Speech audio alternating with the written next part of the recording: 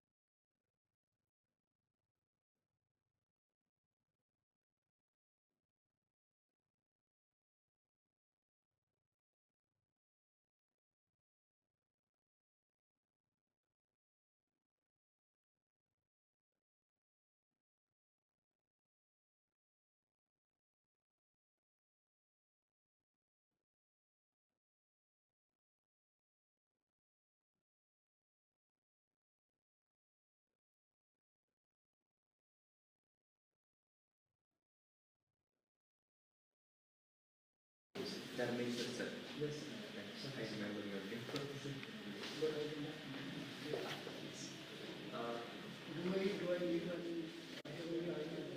That's it. Only you have a tent card also. I'll tell you. Sir हमारा जो event होगा chairperson वहाँ पे बैठेंगे, वो सारे कैप्चर होंगे। आप कवर करना, घूमते रहना, क्योंकि सब बच्चे एक एंगल से कैप्चर नहीं हो पाएंगे। कभी इस साइड के बच्चे से बात करेंगे, कभी उस साइड के बच्चे बात करेंगे। ठीक है, ऑडियो कैप्चर हो रही है, लेकिन आप ऐसे जब घुमाते रहेंगे सारा तो सब कुछ हो जाएगा, सारा कवर हो जाएगा। उस साइड इस साइड सब कुछ। और हमारे कुछ गेस्ट यहाँ पे भी बैठेंगे, सबको इस रूम में जो होंगे सब हाँ हो जाएगा। अगर कोई डिस्टर्बेंस होती है, कोई लाइव में थोड़ा वीडियो कटता है या कुछ, तो हम वो बाद में जो वीडियो रिकॉर्ड होती है ना, हम ये सारी रिकॉर्डिंग एक तरीके की रिकॉर्डिंग मतलब एक कंटिन्यू चली जाएगी, बाद मतलब कोई मिस नहीं होगी चीज़, कंटिन्यू रिकॉर्डिंग चली जाएगी। कटिंग करके, हाँ कटिंग करके बाद में ऐड कर सकते।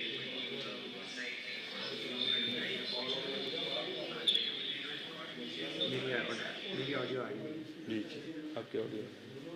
Okay right, thank you. ठीक है, ओके लाइव करें हम stream.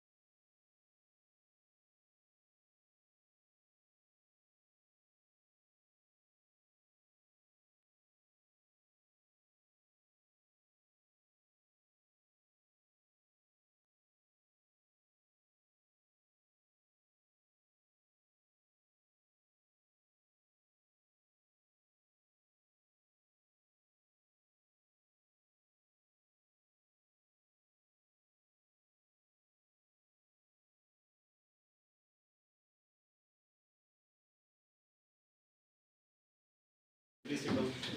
Thank you, sir.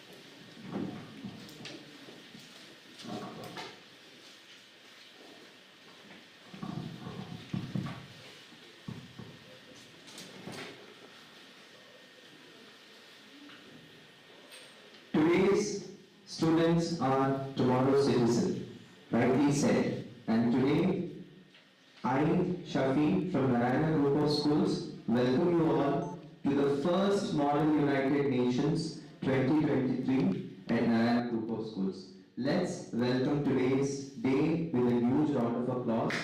And today we have our Honorable Chairperson, we have our jury member, and we also have our DGM of Punjab Zone, along with our State Coordinator of High School Department, our Security Council, all our principals from Punjab Zone. I heartily welcome you all to the first edition of Model United Nations, the first episode happening at Punjab Zone. Let's bring some energy with a huge round of applause, everyone. Today, we also have our academic deans from all the branches. We have our staff members and all the teachers joining us. And today is a big day for all, which we have been waiting from almost more than 1.5 months. And not waiting too long, I would like to invite our host principal of Amritsar Alpha City branch, Sheena Sharma ma'am, with a huge round of applause to please address the gathering with a welcome note. Let's give a huge round of applause.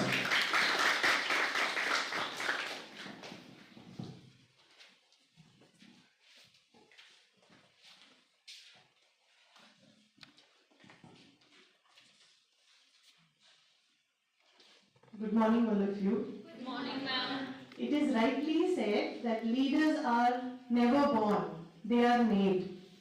A very beautiful morning to all our distinguished guests, dignitaries and delegates. I, Sheena Sharma, Principal of Asia's largest educational group, Narayana E-Techno School, Amritsar, Alpha City, feel extremely glad to welcome everyone to this much awaited conference, Model United Nations 2023. And it is my immense pleasure to be standing in front of you all amongst the most esteemed personalities who have won accolades in their respective fields. Today, we have our honorable guest, Mr. Harsh Nandan Joshi, Commandant, Sector Headquarter BSF Amritsar. Guest of honor, Mr. Ashutosh Gautam, Assistant Commandant 160th Battalion BSF Amritsar. Our dignitaries, our DGM sir, Radhakrishna sir, our E-Techno State Coordinator Nandkishore sir, Principals, Ms. Supriya Reddy, Principal HSN Branch, Ludhiana, Ms. Neetu Sharma, Principal Chandigarh Road Branch, Ludhiana, Ms. Amita Sharma, Principal Dugri, Ludhiana, Ms. Taskin Natar, Principal Blue Valley, Amritsar, and Ms. Kusum Arora, Principal Mohali. Welcome all of you. So as we proceed, we also welcome the soft skill team, academic deans, vice principals, teachers, delegates representing from India, Israel, United Kingdom, Australia, Japan, Canada, and all our viewers watching us live. Before we start the conference, I would like to express my gratitude towards you all, who sincerely contributed to this event to make it a success. This wouldn't have been possible without the support of everyone present here. In today's conference, we would like to shift their focus to our delegates, as it's been days of research, of students working relentlessly towards the common goals, that is empowering the young minds of our country and spreading awareness about the issues that concern us in the contemporary times. Their passion for a common goal helps us to bring you all together and unite the energy in the realization of these goals, whether on an individual level or a group level. We all need each other for the fulfillment of our common goals, and that's why it makes our resolution even stronger. To help our nation achieve an overall development in all the sectors of the society, it becomes very important to tap the energy of our youth minds in the right way. Otherwise, none can prevent that nation from facing a steep decline. Our students are the future face of the country, and they have an infinite store of energy with them in addition to the great ideas. Therefore, Soft Skill Department has provided the right platform and abundant opportunities in the form of this activity to shine like a star. I thank you, Shafi sir, also for coming and guiding all these young students so beautifully. I strongly feel that acting collectively is the need of the hour, and uniting our youth minds for a common cause can work wonders. It is my most sincere hope that owing to our relentless endeavors, this conference will help our youth to take strong resolutions on how they can move closer towards the attainment of their goals. Wishing all the best to all the delegates for the Model United Nations 2023 Conference Punjab. Thank you everyone.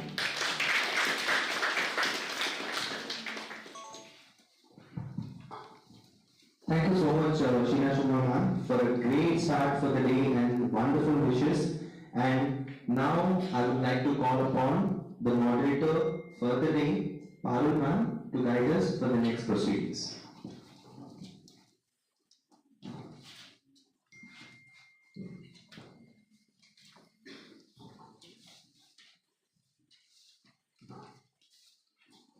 Light is a timeless symbol of knowledge, enlightenment, and unity.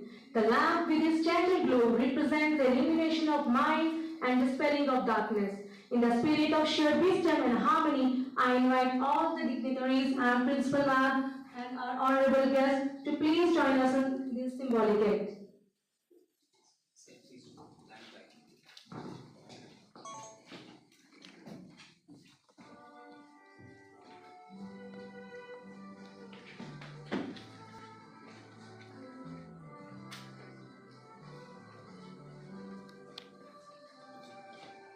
Let's give a huge round of applause, everyone.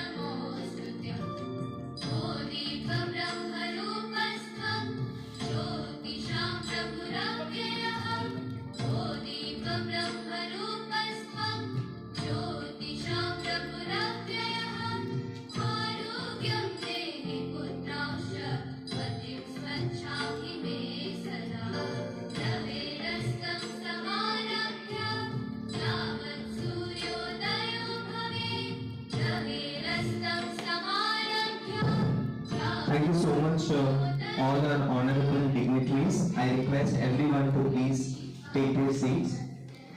I request all our dignitaries, our honorable chair, our guest of honor, our dignitaries, to please take their seats. I request all our staff members to please take their seats. Now, to start the day and welcome in with a beautiful song, let me call upon the students of Narayana Intellectual School, Alpha City, for a wonderful song.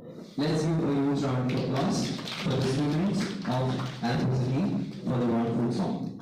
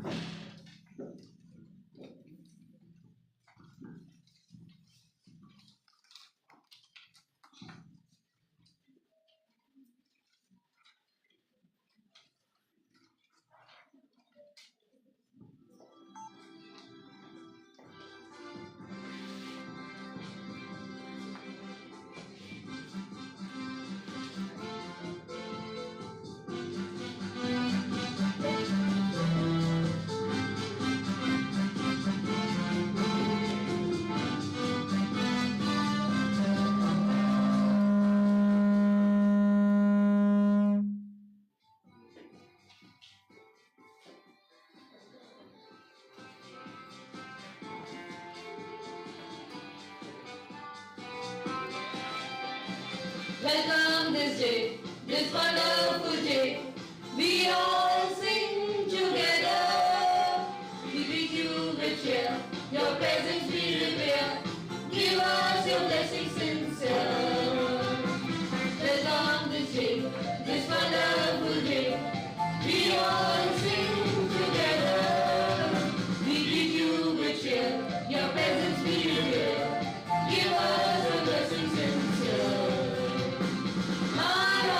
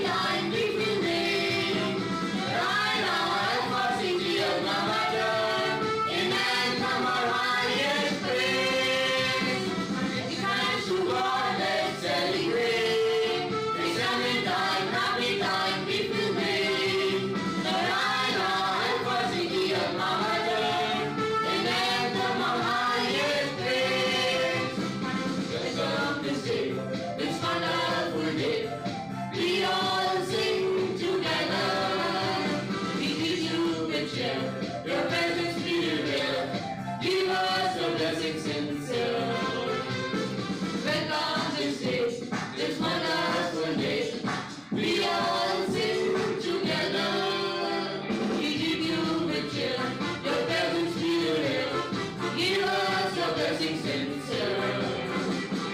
Give us a blessing sincere. Give us a blessing sincere. Thank you.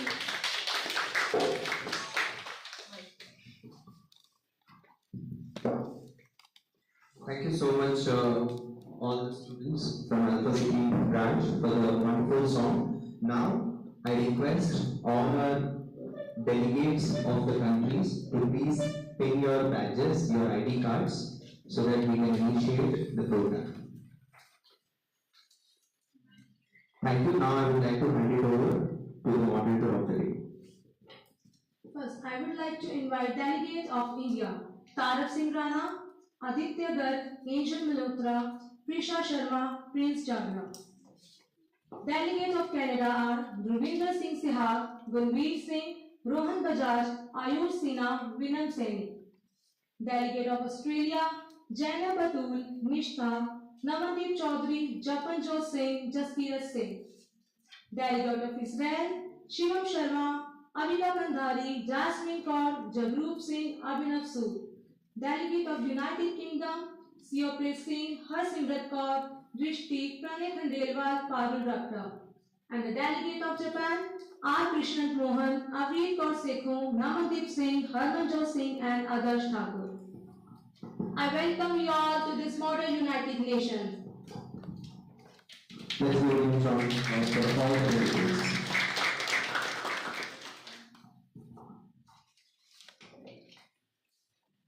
Now, it's a time to know our honorable chair and our honorable jury member. It is with great pleasure and anticipation that I extend a warm welcome to our esteemed chairperson of the day, Commandant Harsh Nandan Joshi. Let's give a huge round of applause. He joined Border Security Force, which is world's largest border guiding force, on 2nd January 1995 as an assistant commandant. He also served Indo-Bangladesh border in Tripura, Assam, Mizoram and West Bengal. Along with this, he served in Kashmir and Manipur as a part of internal security duties, Navranpur, Odisha in anti-Naxal operations. He served as an instructor in BSF Premier TRG institutions at BSF Academy, Tikanpur.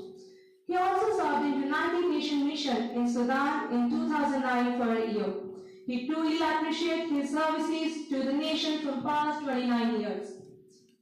His wealth of experience and dedication to excellence make him a beacon of inspiration for all involved. Welcome, sir, to the Model United Nation of Narayana Techno School, Punjab. Let us all acknowledge the presence of our esteemed jury of the day, Ashutosh Gautam, Assistant Commandant 168 Battalion, Border Security Force. Welcome, sir. Thank you so much, our honorable chair and honorable jury for joining us here. Let's give a huge round of applause for somebody who served for the nation is actually for the United Nations today. Thank you so much, sir, for joining here, and thank you for all our dignitaries also for joining. And we also have Dharmendra sir, who will be acting as a security counsel for the day. Thank you for sharing your valuable time with us, sir. Thank you.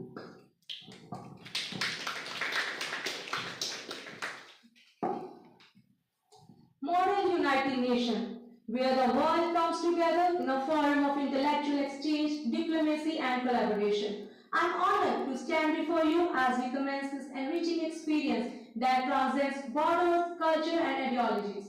Model United Nations is not merely a simulation, it is a microcosm of the global stage where passionate individuals like our delegates step into the roles of world leader.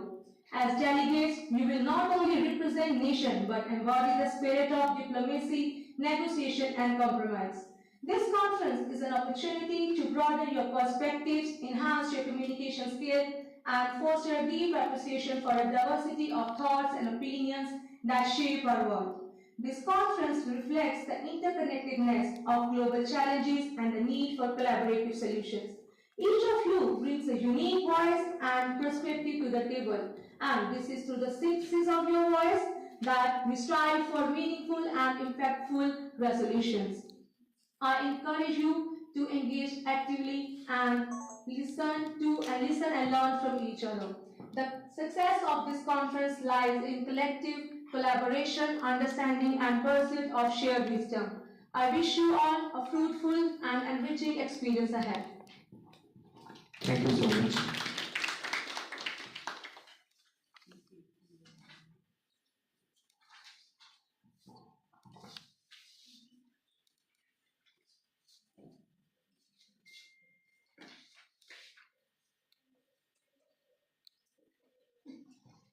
Now, proceeding further, we will now have one delegate from each country to take the floor and present a brief introduction about their nation. This is an opportunity to share cultural differences, diplomatic priorities, and key perspectives. I request Delegate of India to brief us about his nation.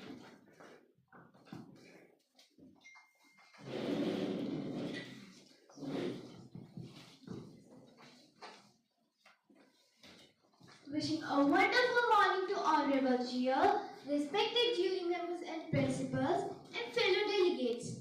My India, where every sunshine brings hope and every sunset brings calmness. India is a nation lying entirely in the northern hemisphere. The mainland extends between latitudes 8 degrees 4 minutes north and longitudes 68 degrees 7 minutes east and 97 degrees 25 minutes east. India is the most populous country in the entire world with 1/6 of the world's population. India covers an area of 3.2 million square kilometers, extending from the snow-covered Himalayan heights to the tropical rainforests of south. As the 7th largest country in the entire world, India stands apart from the rest of Asia, and its varied physical features give the country a distinct geographical entity. The Indian river system is substantial in its own way. Among the rivers, the Ganga is not just water, it is a symbol of purity and divinity that flows through the bloodstreams of all our Indians. Sablokeshu Ramyam Sada Bharatam, Sabdesheshu Pujam Mahabharatam. Thank you. Thank you, Delegate. Now, Delegate.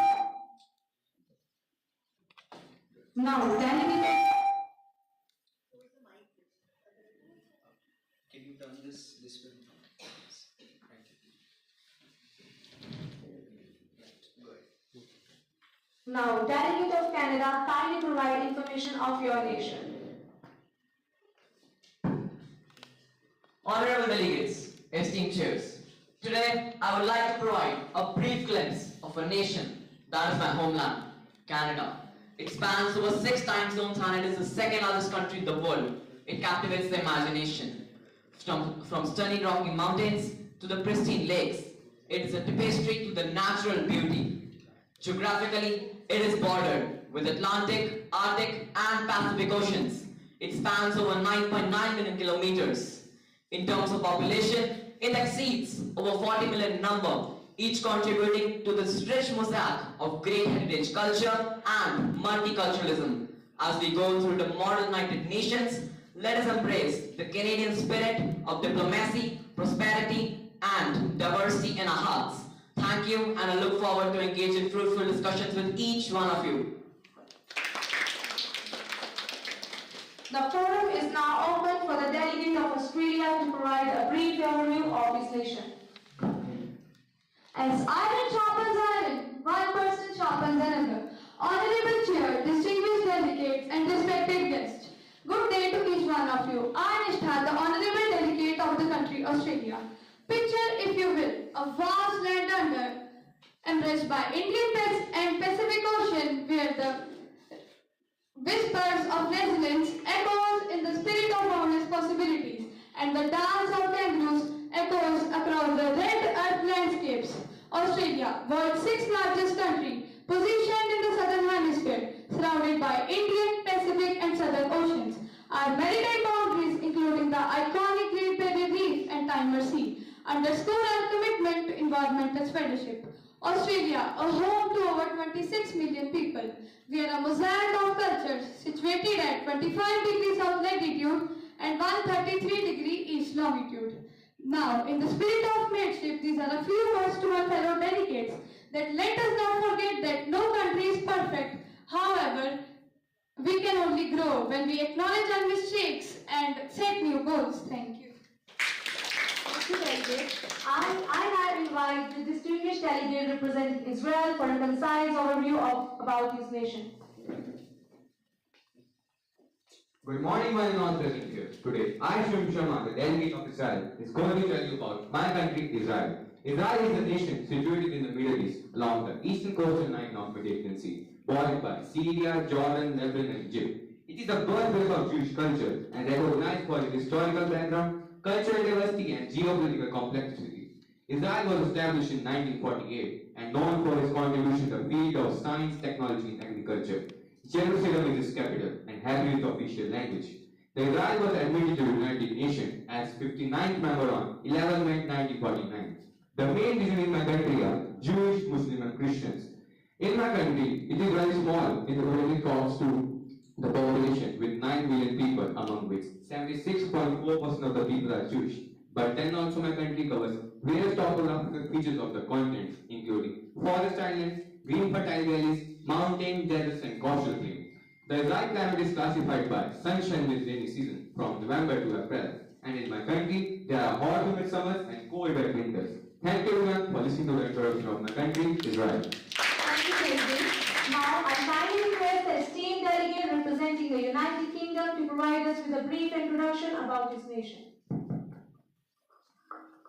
Good morning, all the dignitaries present over here. So now, with the due permission of the Honorable Chair, I, Supreet, Ambassador of United Kingdom, will give a brief introduction of our nation. So, United Kingdom is a sovereign state located off the northwestern coast of Europe, with land area of around 243,000 square kilometers and population of 67.7 million people. United Kingdom is a constitutional monarchy made up of 4 countries which were once separated, namely England, Wales, Scotland, and Northern Ireland. United Kingdom is a member of United Nations, the Commonwealth of Nations, the NATO, the G7, and a former member of the European Union. United Kingdom has the 6th largest national economy and 9th largest purchasing power parity in the world. The value of United Kingdom's GDP is $3.07 billion, which is 2.3% of the world economy. So with this, the delegation of United Kingdom would like to end the introductory speech with the spirit of responsible participation in today's annual conference. Thank you and have a nice day. Thank you, delegate. Last but not the least, I request delegate of Japan to brief us about his nation. A very warm good morning to one and all present here. My name is Harmanjot Singh and I am here to introduce my country, Japan. Japan is a string of islands located on the eastern edge of Asia. Japan's 4 main islands are Hokkaido, Honshu, Shikoku, and Kyushu. There are nearly 4,000 smaller islands. The Japanese territory is surrounded by the Pacific Ocean, the Sea of East China, the Sea of Japan, and the Sea of Okhotsk. Japan's mainland neighbors are the Siberian region of Russia and Korea on the north, and China on the farther south. Japan's total mainland area is about 378,000 square kilometers. Japan is also known as the land of rising sun and is known for its diverse culture. The total population of Japan is about 124.6 million people. Tokyo is the capital of Japan and is one of the largest cities in the world. Japan's main sources of income are manufacturing, exporting goods, and agriculture. Thank you and have a very nice day. Thank you, delegate. Now I hand over to the moderator of the day.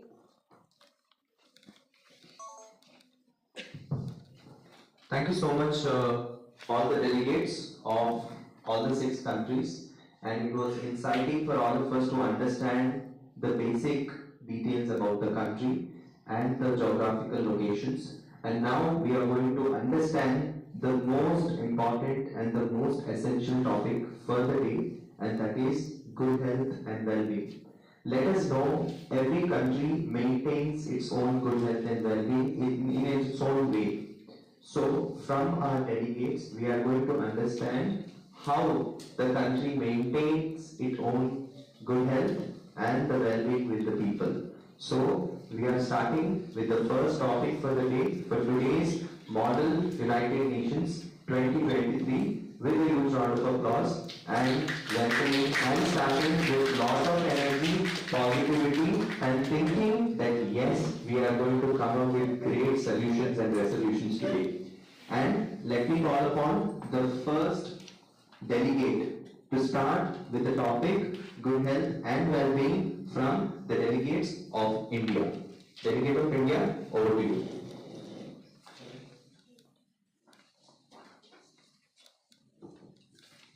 I believe being healthy is a success that many people forget to celebrate. A very warm greeting to all valuable presence. My name is Narayana and I am a delegate of India.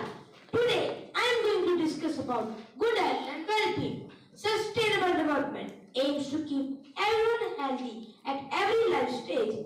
It also covers all the key health areas like child health, maternal health, and universal health coverage.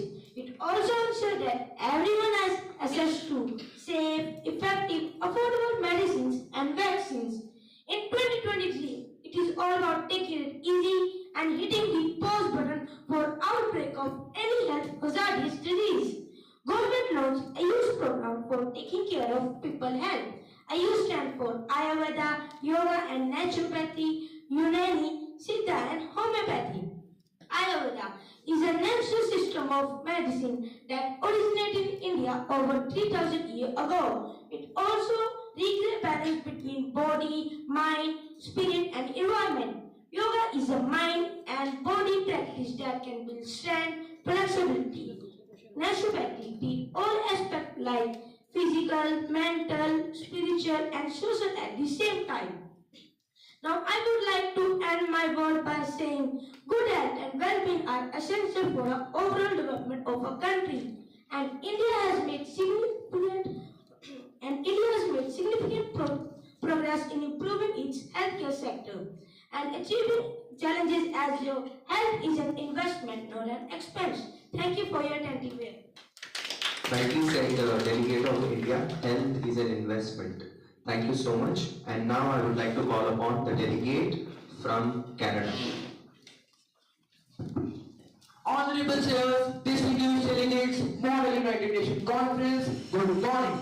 I stand before you today as a proud representative of Canada, a nation that values health and well-being of its citizens as a cornerstone of our national identity. It is not merely a system, it is a reflection of our values and aspirations. The 1960s marked a pivotal moment with the introduction of universal healthcare in Canada, culminating in the passage of Medical Care Act of 1966.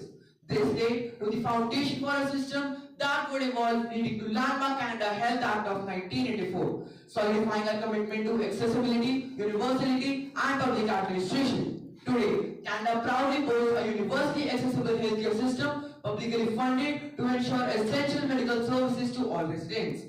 As we look into the future, we envision a healthcare landscape where technology plays a pivotal role. Telemedicine, electronic health records, and AI-driven diagnostics hold the promise of enhanced efficiency and accessibility.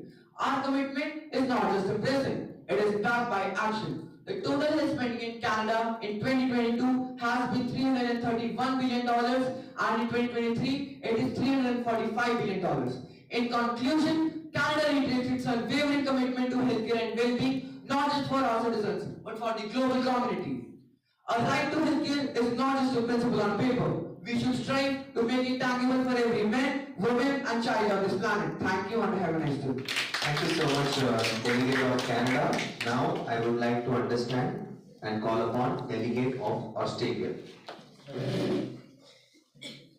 Health is not valued till sickness comes. And I, Zainab Batul, Australian delegate, is proud to say that Australia do not cater to only those who are sick. With our belief of healthcare as a fundamental right and not a privilege, we have one of the best medical systems in the world that provide healthcare services to all the citizens at low cost or no cost at all. Our healthcare infrastructure puts its best foot forward to reach even the most remote corners of the country. The Royal Flying Doctor Service, consisting 79 aircraft, employs aerial healthcare to provide medical assistance to those living behind in the pursuit of good health. We have excellent life expectancy of 84 years. The Gankari are also traditional healers who are like guardians of ancient wisdom, whose healing journey is based in centuries-old practices. They have nurtured the physical, social and mental well-being of their people for thousands of years. Now our responsibility is to together prioritize mental well-being of individuals, as a healthy mind resides in a healthy body. Thank you and good day. Thank you, delegate of Australia. Now I would like to call upon the delegate from Israel. Good morning, ladies and gentlemen, distinguished delegates and honorable guests. It is both an honor and privilege to stand here before as a representative of Israel, as we all gather here to discuss various issues of our country, and also we know that healthy citizens are the greatest asset a country can have. Therefore, I am here to share my perspective and well-being on my country, Israel. Now, when it comes to good health and well-being of my country, Israel and top marks. The proof is in the country, low infant mortality rate and long life expectancy. According to Global Health Index Innovation 2022, Israel ranked as the 6th healthiest country in the world. It was the only Middle East country to appear in top 10. So, all this success due to the action we have taken. The action we have taken are, first and foremost is healthcare in Israel. In my country, the participation in medical insurance is compulsory. The Israeli healthcare system is based on the National Health Insurance Law 1995, which mandates all the citizens to join one of our official health organizations known as patient funds or QP Holiday. Besides this, there are 3.1 professionally active physicians per 1,000 population.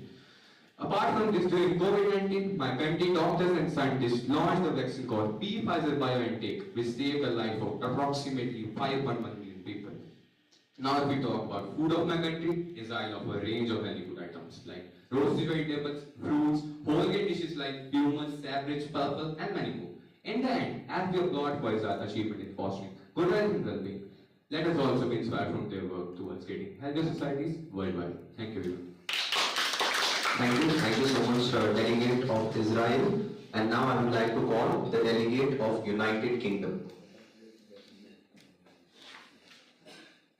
Delegate from United Kingdom.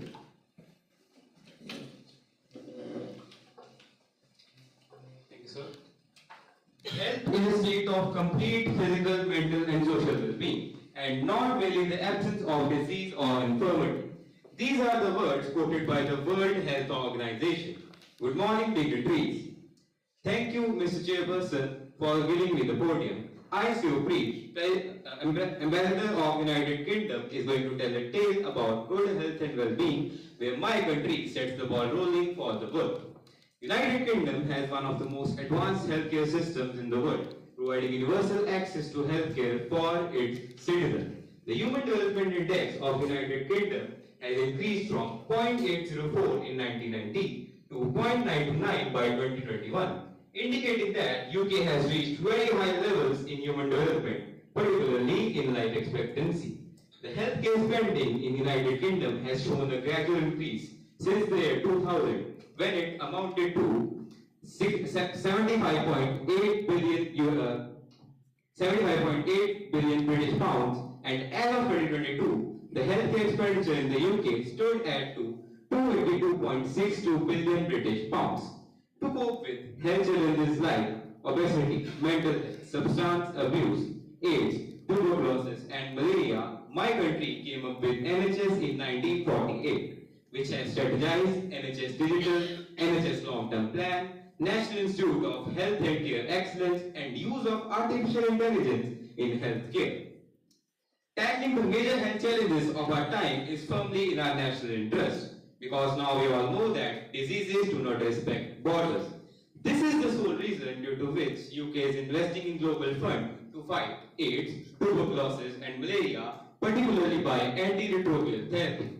My country has enthusiastically participated in the creation of Action on Antimicrobial Resistance under UN and G20, ensuring that our citizens have access to the latest advances in medical science.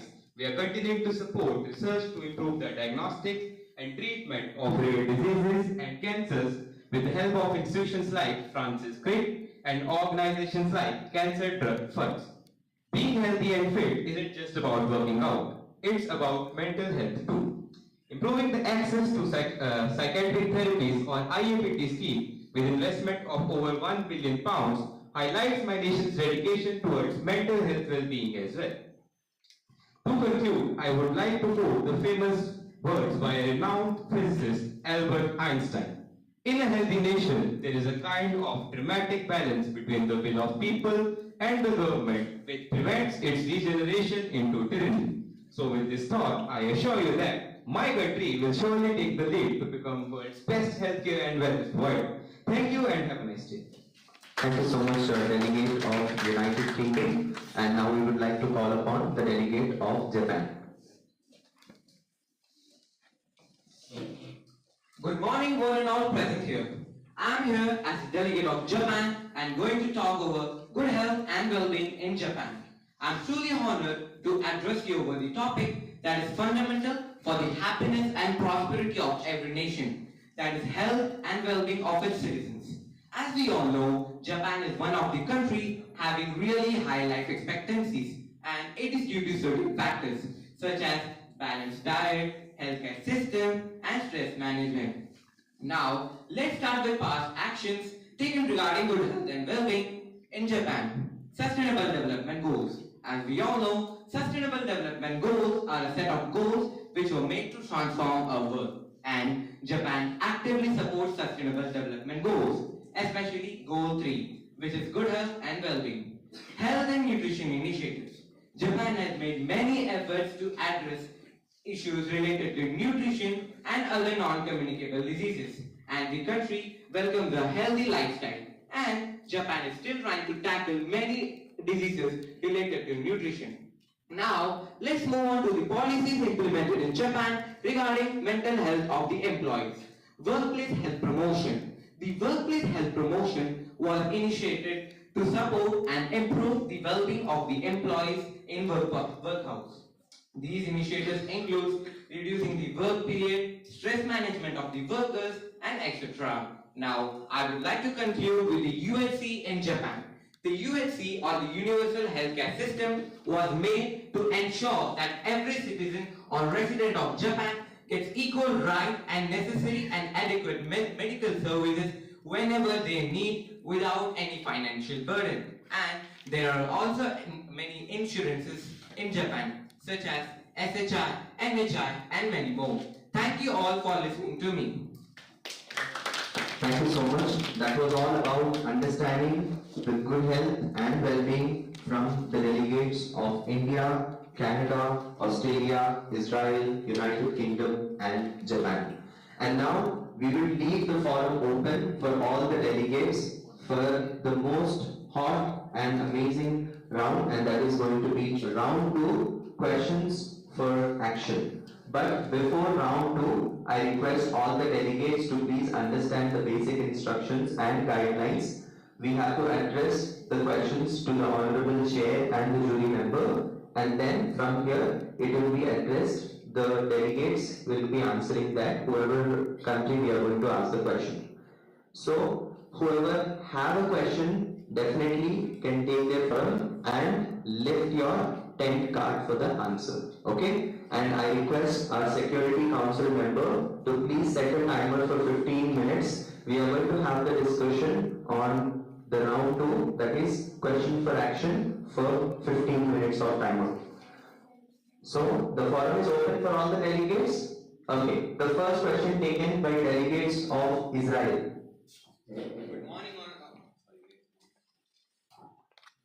Good morning, Honorable Chair. My question is to United Kingdom that in which infrastructure of medical UK has spent £282 billion. The question is to United Kingdom. Okay, thank you so much. Can we have the delegate of United Kingdom to please answer? Yes, sure, sir.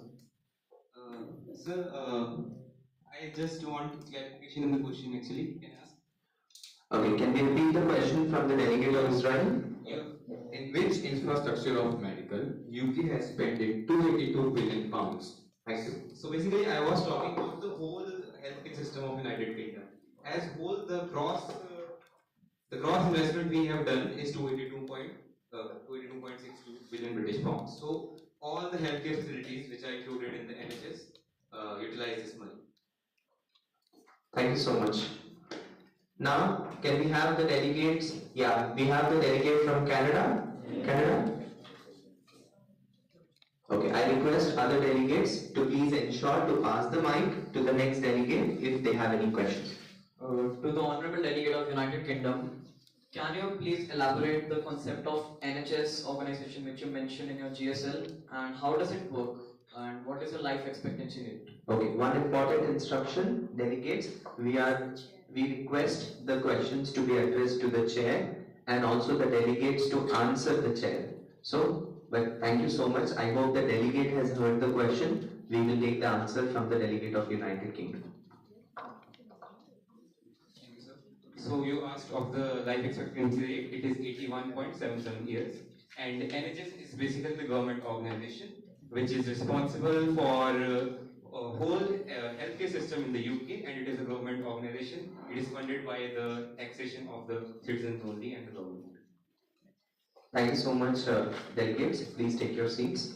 Yeah, the delegates who are asking question can take their seats back after asking the question, so that the delegate who is answering it will be standing and giving their answer.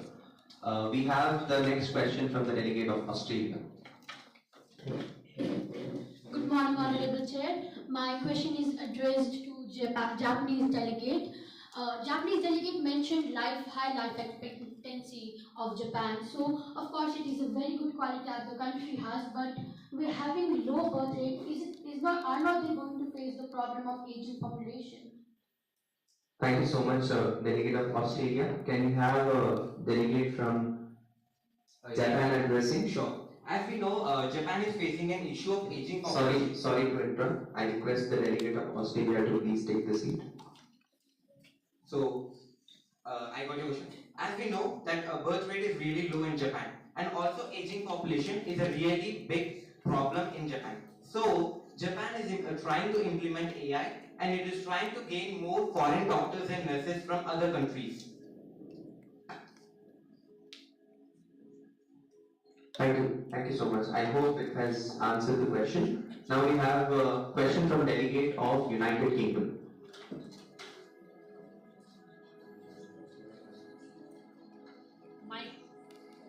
Can you pass the mic, please? Thank you. Good morning, respected dignitaries on the chair. So my question is to the delegation of Japan.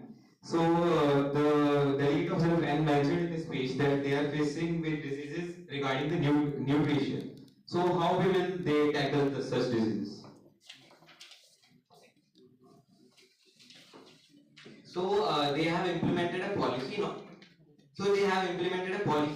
Known as National Nutrition Policy, which was enacted in Japan regarding the issues related to nutrition, and it consists of many initiatives, and they have also conducted many campaigns to aware and educate the citizens of Japan regarding the diseases related to nutrition. Thank you, delegate of Japan. Once again, a gentle reminder to all. I request all the delegates to address your questions and answers directly to the Honorable Chair. Now we will take the question from the delegate of Japan. So my question is for the delegate of Australia. As you have mentioned mental health, so may I know how Australia is maintaining mental health for the employees due to stress load? Can the Australian delegate address the question? Yes, sure, sir. Sir, Australian government has web-based program Move Gym. It is a door-to-door service. It talks about people's mental health, and it gives them quizzes and exercises, so it helps them with their mental health.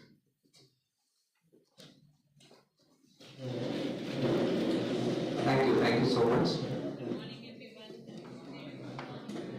Good morning, ma'am. Thank you so much. We have our central office team, HR team. Ashraf ma'am has joined with us. Thank you for joining with us, ma'am. You can please take your seats. Ashraf ma'am, we request you to please take your seats at the front line. Let's give a huge round of applause for Ashok. Thank you so much for joining the Modern United Nations 2023 with the team Punjab. Please take your seats, ma'am. Thank you so much.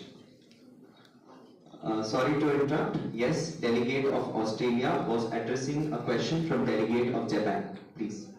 And moreover, there is not much stress in the workspace of Australia because they are working only averagely 13 hours per week. Thank you so much. Now, parking the question of delegate of India, I think I could see delegate of India raise the card before Japan. So I request if delegate of India has any question. Delegate of India. Honorable Chair, my question is to the delegate of Japan. As they mentioned in their speech that their government does stress management for the citizens of Japan, but that there is a lot of people in depression in Japan because it is a technologically advanced country. So I would like to know how they manage the stress.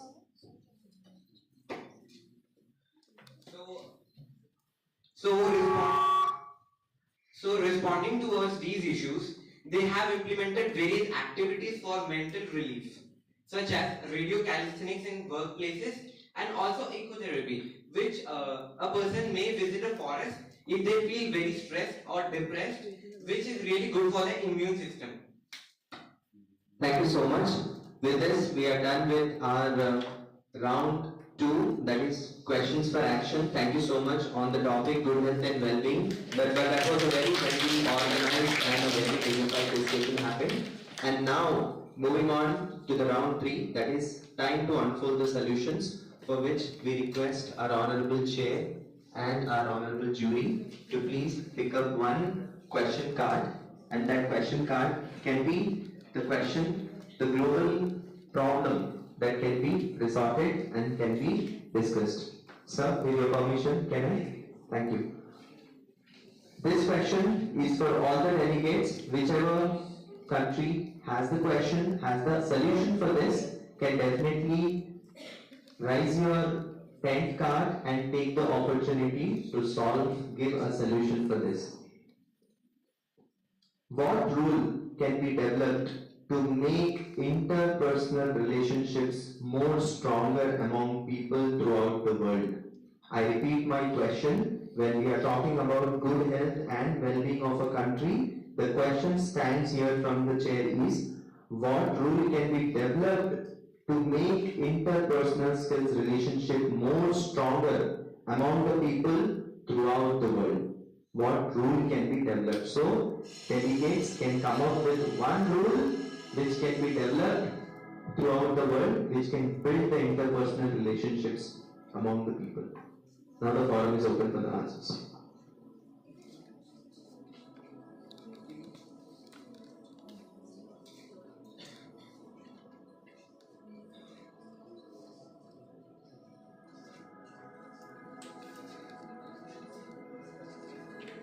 If any delegate have to question the solution for this, can definitely lift your deck card.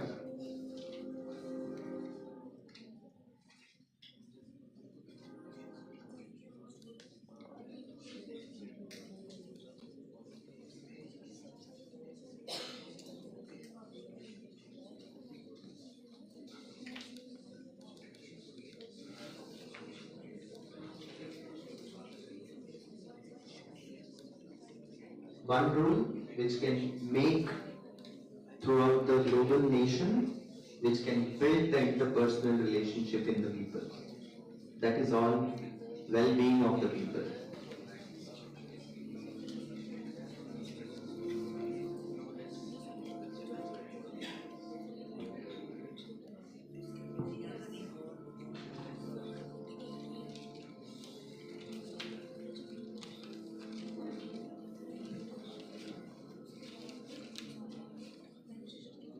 If we have any solutions, the delegate can raise their tent card to pick up the first opportunity, because we have a timer for 15 minutes for this.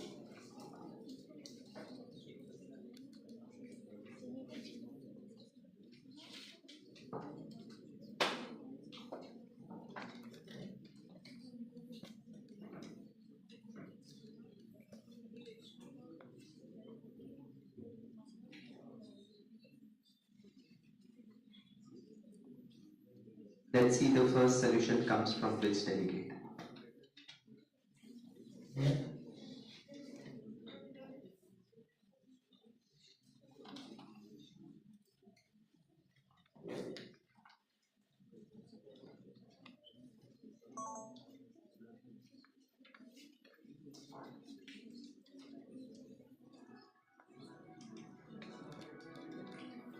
One rule for the interpersonal relationships throughout the world.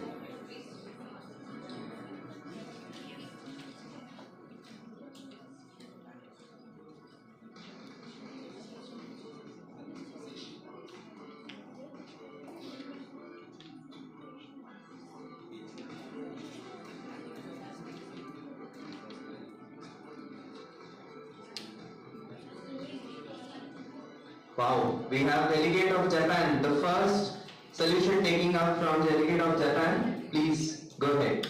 So as we all know, sustainable development goals are certain goals which is being followed by the countries present in United Nations. So sir, we need to create a USC system which is present in Japan to the every country is present in United Nations, so that everyone would get equal rights towards the medical care and services. For example, sir, I would like to explain how this USC works. Sir, USC coverage system or the universal healthcare coverage system, nearly about 30% of their income or the money from them is collected, which is really low and not too high, and it is very uncertain that the people might become unaffordable. So this insurance system must be maintained by every countries, so that it works good, and even it could reach, the medical services could reach to even to poor people and to rich, infants to elderly people.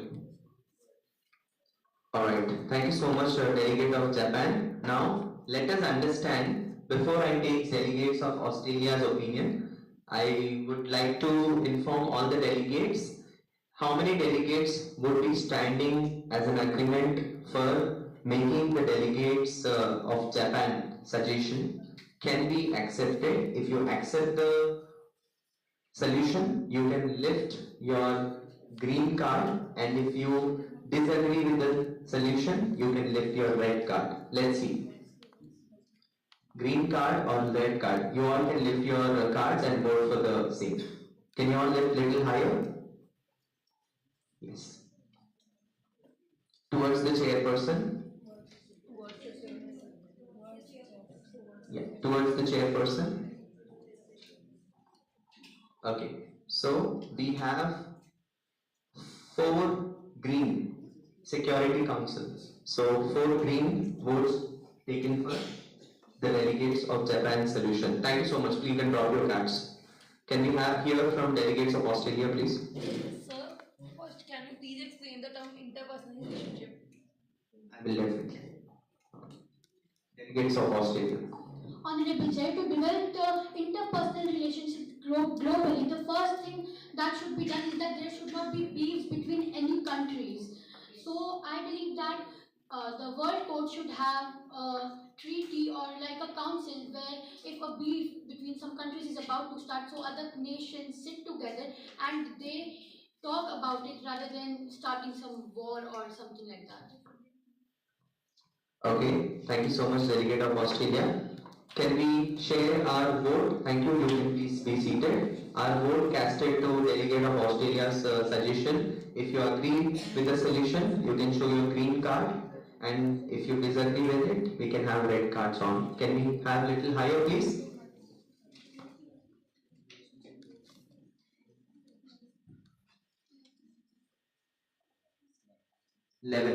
Eleven green cards. Thank you so much. Can we have, before I take up the solution from delegate of India, I would like to brief on request of delegate of Israel. The interpersonal relationship stands for the relationship maintained from people to people, person to person, the way we communicate, the way we maintain our relations, the social skills. This all stands for the interpersonal skills within the people.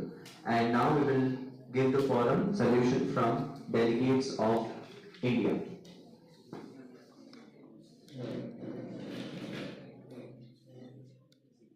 Honorable Chairperson, addressing your question, I would like to answer that providing same facilities to citizen and non-citizen people, ensuring a good quality of service and resources to all the people in the country, and to ensure a good relationship with all the countries. We should provide a good healthcare services and ensure a good education system as well. Thank you. Thank you so much. That's a solution, providing the common and the same facilities to everyone equally is the solution from delegates of India. And can we have the vote card for everyone? Yes. Can we lift the vote cards for the solution from India?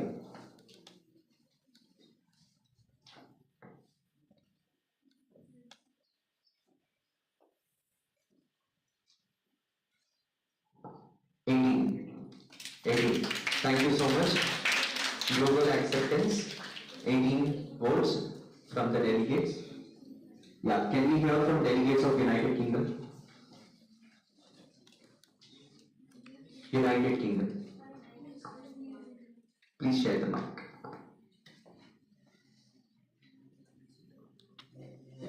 It is a very important issue which we should address this issue more importantly. So the delegation of United Kingdom think that every country should give a global exposure to the citizens to other countries as well.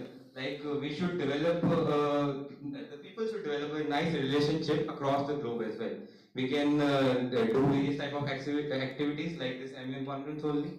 We can introduce various types of schemes which can give the people the access to the in communicating with other country citizens as well. And we also don't want that if countries have people of different castes, different creeds, we also don't want that discrimination should be done between them, between that country only. So the constitution of the respective country should provide equal rights, and people should have an open forum to share their ideas with others, and have a good relationship with other people's, other citizens of the country, other countries. Alright, thank you so much, delegate of United Kingdom. Can we cast our vote for the solution from United Kingdom, please?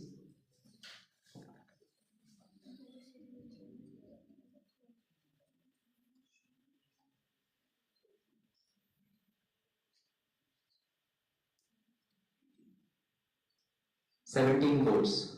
17 votes for the solution from United Kingdom. Sir, will COP votes be counted?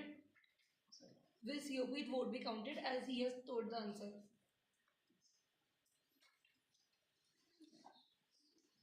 Alright, so delegate of Canada. We will take up the last question from the day, delegates of Canada. Last solution for the day, delegates of Canada. Addressing the question of honorable chairs. So we should promote cultural activities to the people who are coming from overall the globe, and we should also provide them facilities which are provided to residents who are living in the country. And we should treat everyone equal and provide them equal rights. Thank you. Thank you so much for the delegate of Canada. That was the last solution for the day. And can we see the vote cards on for the delegates of for the solution from the delegates of Canada?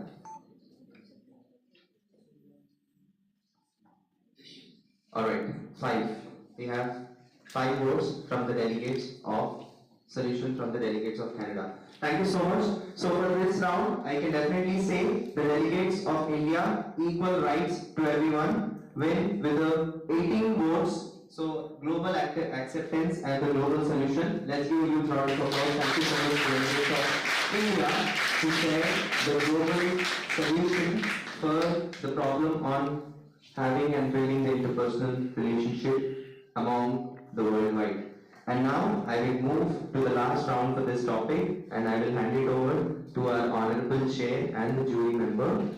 If you have any question for any of the country delegates, sir, our honorable chair can ask the question to the country delegate. Well, that's good to see that you all have accepted India's answer as a world solution. You all are aware India has the oldest system in Ayurveda for good health and well-being. There is no doubt and there is no contest. The question is to all delegates, how you envision India as a global leader in maintaining and providing solution in good health and maintaining well-being? Delegate, how do you envision India as global leader? What is the path? How India to treat that path, or how India can provide a solution? Ayurveda is there. Government of India has given 26 June as International Yoga Day also. But what ahead? What lies ahead? So can I consider this, Honorable Chair, can I consider this question to the delegates of India, as they are representing India, and they would certainly give a relative answer sharing that how India can be standing as a strong representative global. Delegates of India, question to you.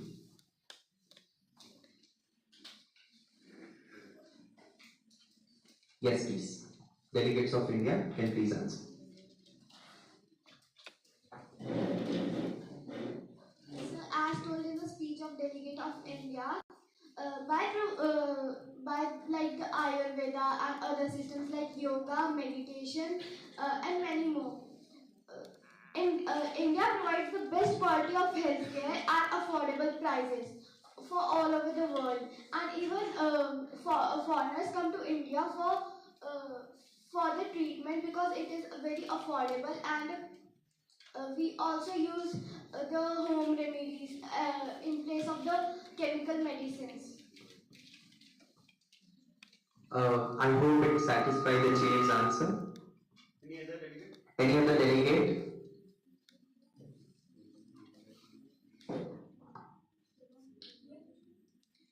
Any other delegate?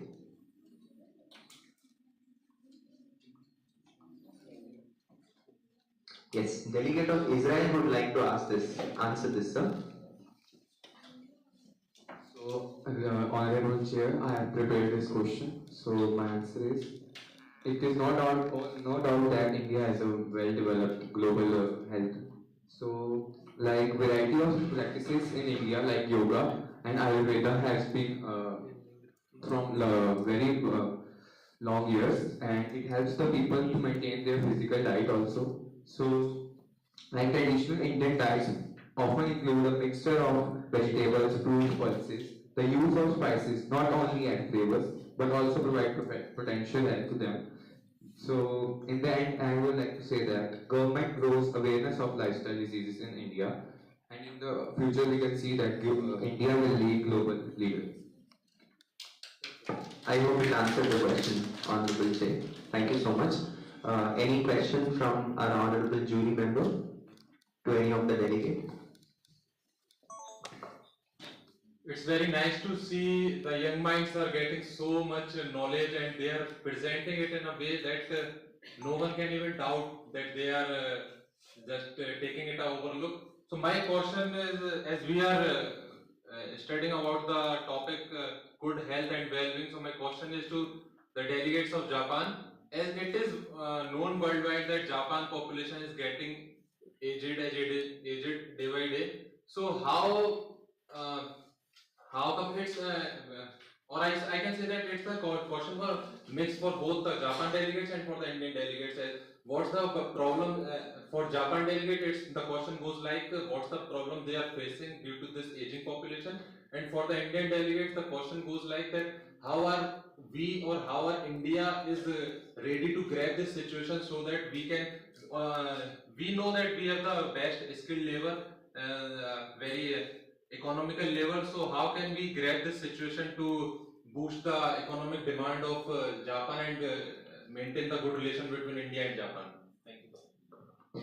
Thank you so much, Honorable Chair and the jury. And I think the second question I would definitely wish to answer from any of the delegate Honorable jury, but I'll park it to our topic number 3, which is decent work and economic growth. And I would ask any of the delegate to address your first question, which is more related to the good health and well-being. So, any delegate, if they could answer the first question raised by our honorable jury. We have the, United Kingdom. Delegate from United Kingdom would like to answer, sir.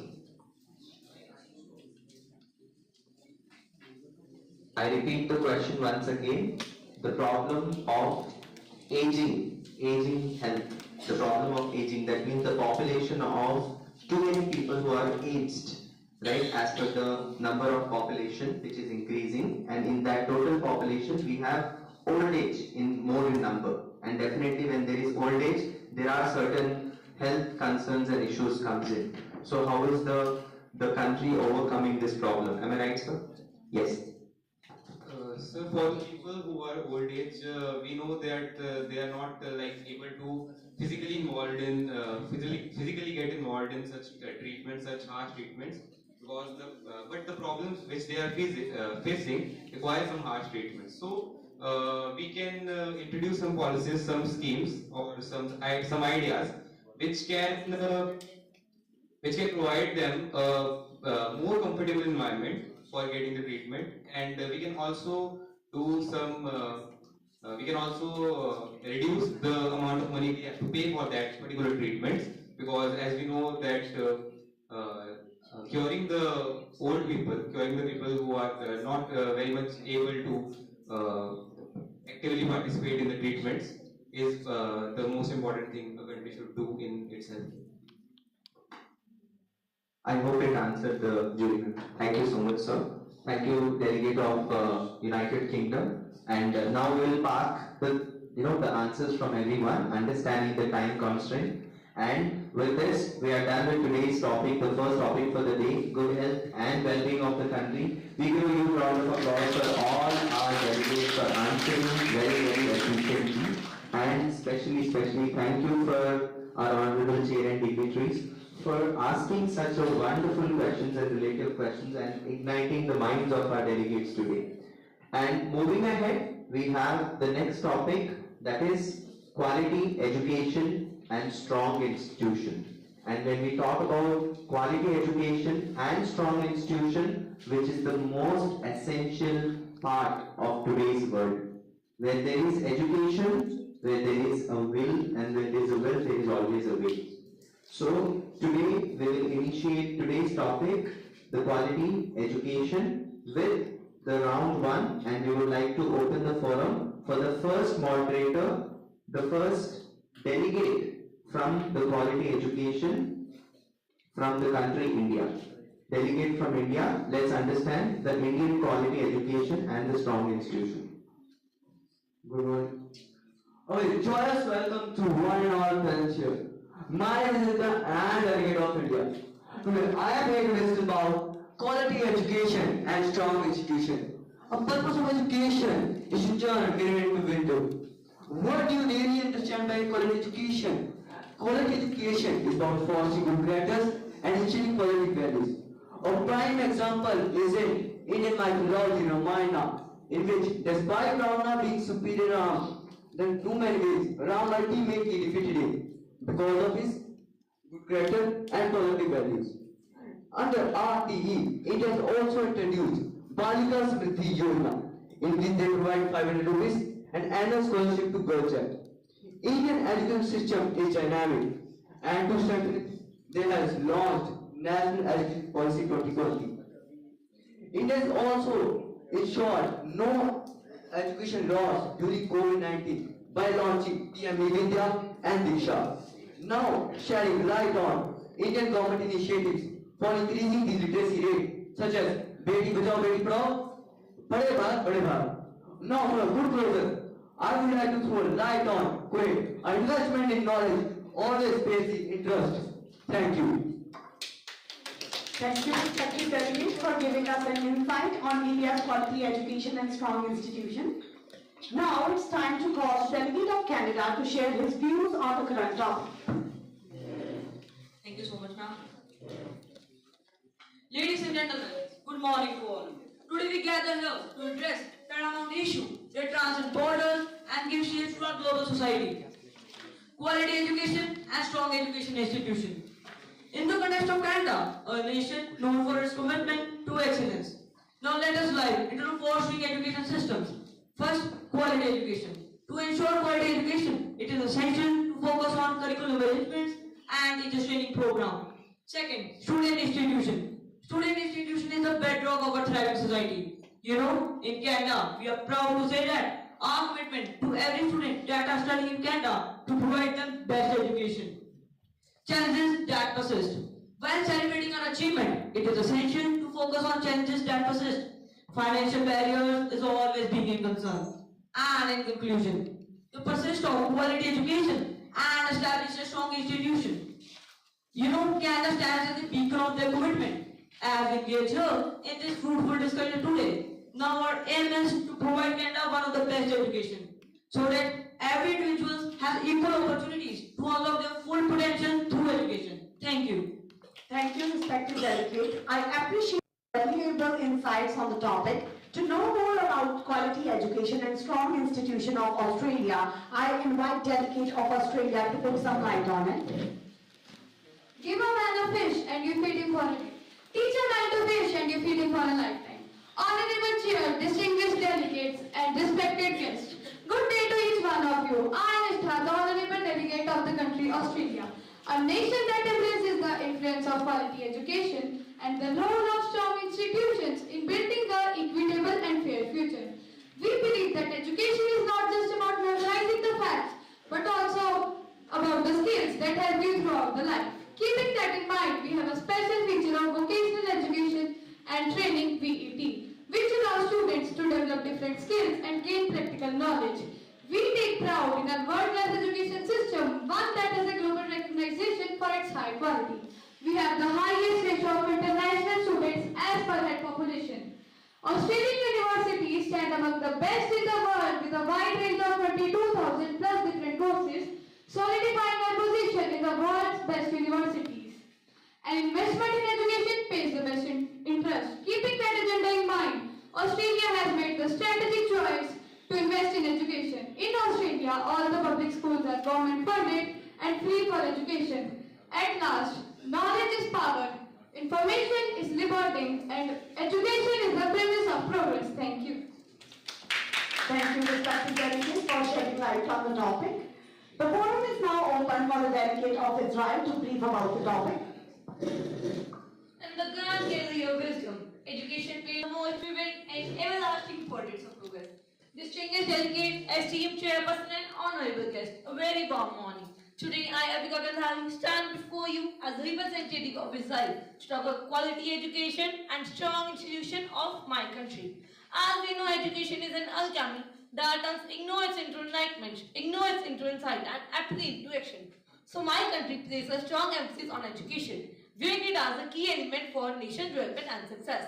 My country, Israel, is considered as third most educated country in the world according to OECD. The main reason for this is that in my country, most schools are government funded and education is compulsory till matriculation. Moreover, the literacy rate of Israel in 2021 was 91.75%. My country not only lays emphasis on education but also on the overall development, cultural diversity and global communication of the child. To exemplify, once students are done with their higher secondary, they are given compulsory military training to inculcate traits like discipline, loyalty, integrity and many more. Further, if I talk about education policy, it focuses on standards, science, technology, engineering and mathematics. But the landscape has been transformed by the repercussions of war. The conflict has led to school closures, damage to infrastructure, psychological stress on students and educators, and many more. However, the resolution of this lie in alternative impactful approaches, such as rebuilding and restoring those structures, implementing mental health and psychosocial support programs, and supporting virtual classroom. So let's unite in spirit of collaboration at hand in the MBN conference so that future of Israel youth can outshine once again. Thank you. Thank you, respected delegate. I now invite the delegate of United Kingdom to share her views on the current topic. Thank you, Mr. Chairperson, and erudite scholar from across the world for giving me this opportunity to elucidate UK's prominence to promise the globe quality education and strong institution. As per the source, my country's total revenue in the education market is $3.500 million in 2022. an annual growth rate of 12.93%, is resulting in a projected volume of $591.60 million by 2027. Our government has a comprehensive framework of legislation, policy, and accountability that provides the basis for overall governance and delivery of education. Key component of this includes promoting healthy children.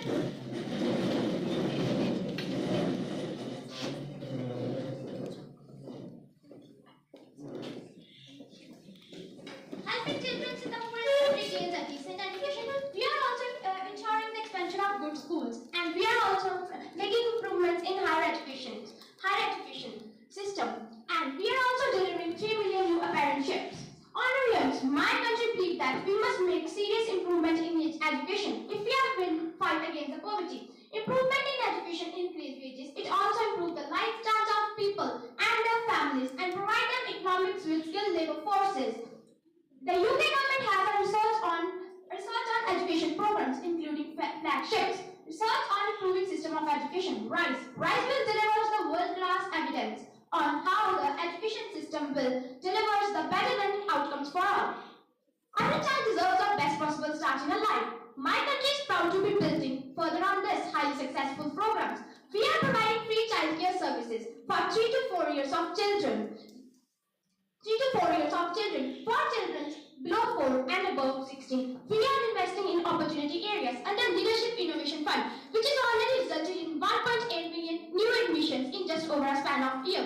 We want young people to leave school ready to succeed. For simplifying this, we are achieving post-16 education and training landscapes. And also we are establishing clear high quality of technical routes which requires technical skills and practical skills. UK has been a great award of universities like University of Oxford, University of Cambridge, University of Manchester and Imperial College of London, and it will remain till its eternity. Right side by Malcolm K. Education is the passport for the future, for tomorrow. Who prepared it for today? To conclude that, I would like to state that the UK will surely become the talk of the town for its quality education and strong institutions. Thank you. Thank you, respected delegate. I appreciate your valuable insights on the topic. To know more about quality education and strong institutions of Japan, I would like to invite the delegate from Japan to put some light on it. A very warm good morning to all. I am Preet, the delegate of Japan. Today, I am going to tell you about quality education and strong institutions of Japan. So first, let's discuss about quality education. Quality education is one that focuses on the holistic development of a child. If I talk about Japanese education, it focuses more on quality over quantity. Japan categorizes schooling in a 6-3-3 pattern, with 6 years of elementary school, 3 years of middle school, and 3 years of high school. In Japan, education is managed by Ministry of Education, Culture, Sports, Science and Technology. The literacy rate of Japan is 99%. Japan is known for its excellent education. It is a top-performing OECD country in mathematics, science, reading and literature, with an average student scoring 529, well above the OECD average of 486. Next, strong institutions. There are over 600 popular universities and colleges in Japan. Some of them are University of Tokyo, Kyoto University, Waseda University, and Osaka University. Universities engage number of educational programs outside the traditional classroom settings, such as WITS as a Master Doctoral Degree program and the GX program. Aiming to cultivate cross-border knowledge within the students, the Senior Division of College of Arts and Science provides education that focuses on humanity, science and interdisciplinary areas integrating arts and science. Last but not the least, YLP. The Young Leaders Program is a Japanese government scholarship program which aims to contribute to cultivate future national leaders of Asian and other countries. Thank you and have a nice day. Thank you, respected delegate. Let us move forward towards the next segment, which is question for action. I invite the delegates to formulate questions related to the respective topic. Now the floor is open for questions for action round. As the delegate of Israel raised her tent card, I would request her to please present her query. Honorable Chair, a very warm morning. My question is for Indian delegate. That birth situation came in your country that made the need to start the program Beti Bachao Beti Padhao. As it gives us right that girls are not given equal rights in our country, and is this problem solved? And are they given equal rights in our country? Thank you, sir. Yes, I request Indian delegate to please answer the question.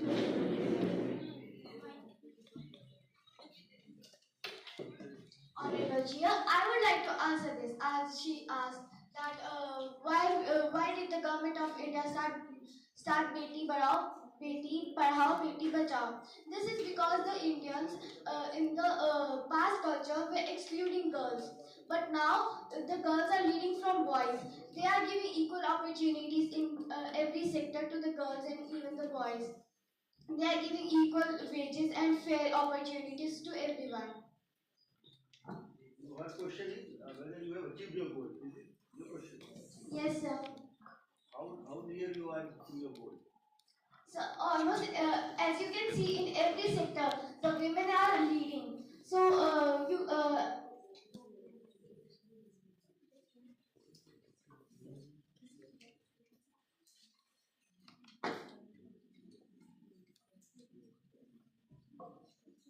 educating the girl child.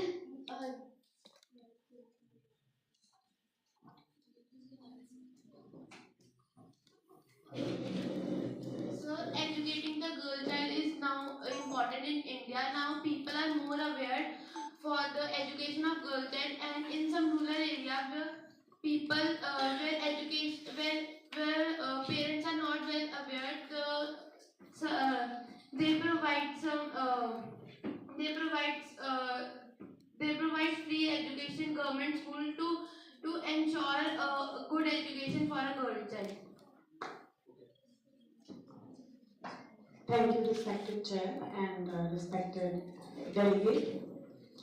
As delegate of Canada has a query, I would like to request him to present his query.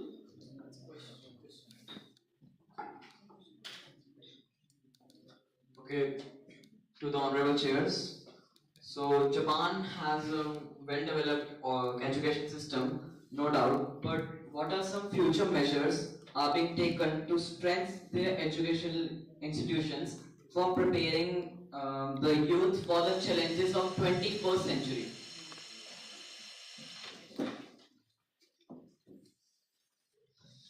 So the answer for this question is that Japanese government is encouraging students to go to workshops and educational programs so that they can get to know what challenges they can face in future and make them prepare for the future earlier only.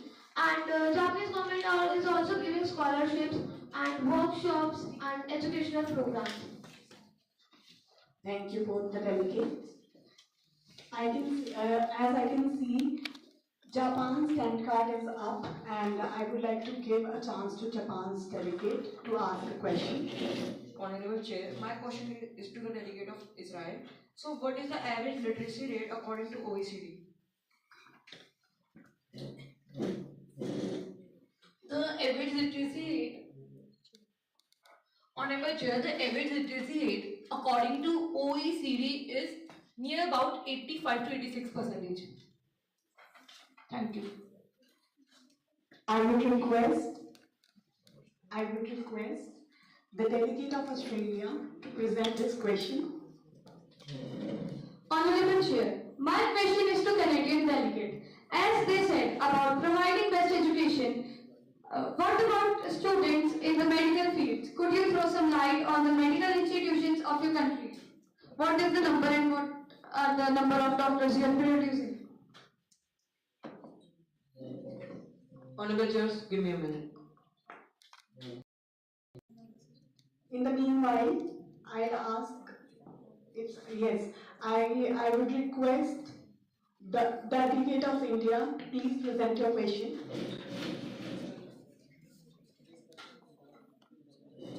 Honorable Chair, my question is to Japanese delegate. I would like to ask that some international policies that Japan has provided to other countries, and how is it helping to other students, other countries' students? So the answer for this question is I have already mentioned a program and a policy named YLP. It is a Young Leader program. It is a Japanese government scholarship program which invites students of other countries to come and study in Japan. In this there are mainly 29 countries. Some of them are Korea, China, Laos, Myanmar and India. Thank you. Time is up. Let us move forward towards the next segment, which is time to unfold the solution. I would request the chairs to pick one slip of questions which have global problems related to the topic.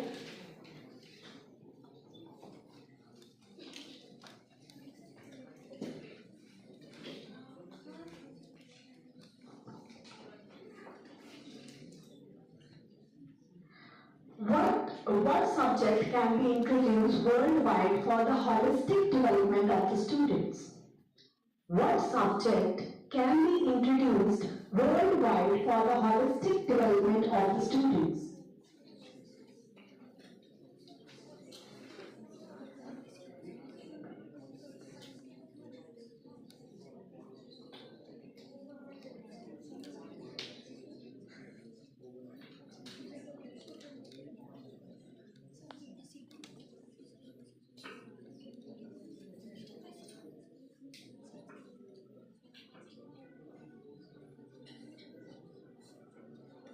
I request all the delegates to formulate a solution to the problem as we are having limited amount of time.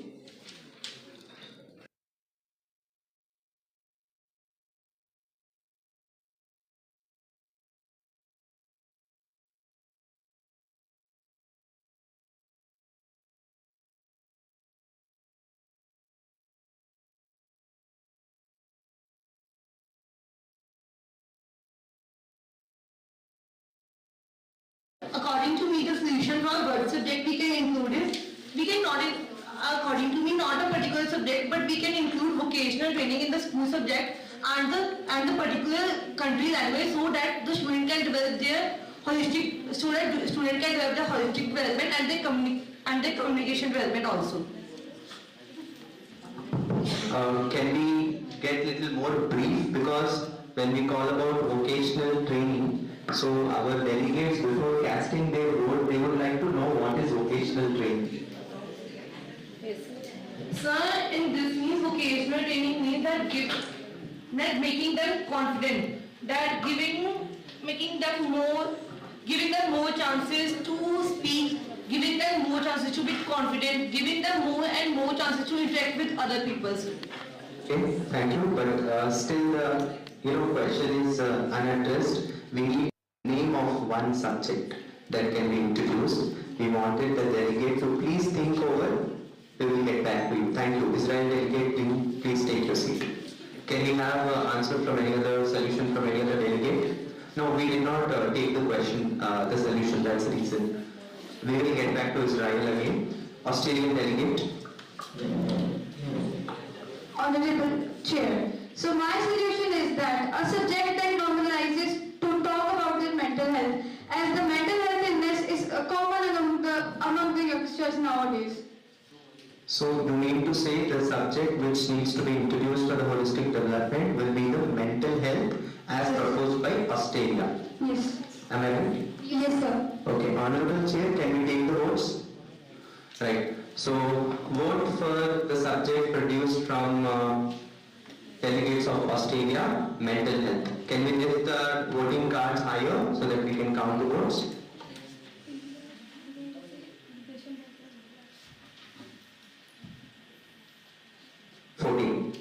So, Security Council, can we make a note?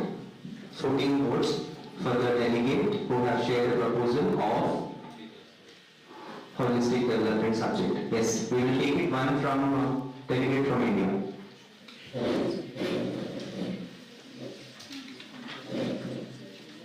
Honorable Chair, to address your question, I would like to answer that Sanskrit, I think that Sanskrit must be the language that must be introduced to the world, as Sanskrit has taught Indians many things, and it is the best gift of India that India has, and India is India's infrastructure is basically, it is very good due to Sanskrit. Sanskrit has taught Indians many things, and India would like to share this gift to other countries, and India would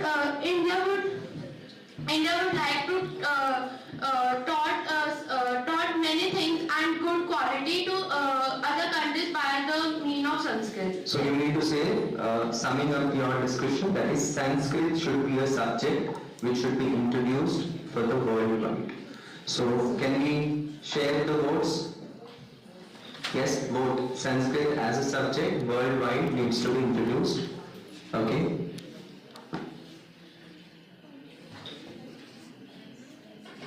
Five votes. 5. Security Council. Please make a note of the votes. 5 votes. Okay, can we have from Japan, please? Delegates of Japan. I request all the delegates to please drop your 10 cards and ensure that we listen to the solutions from every delegate and understand before casting our vote.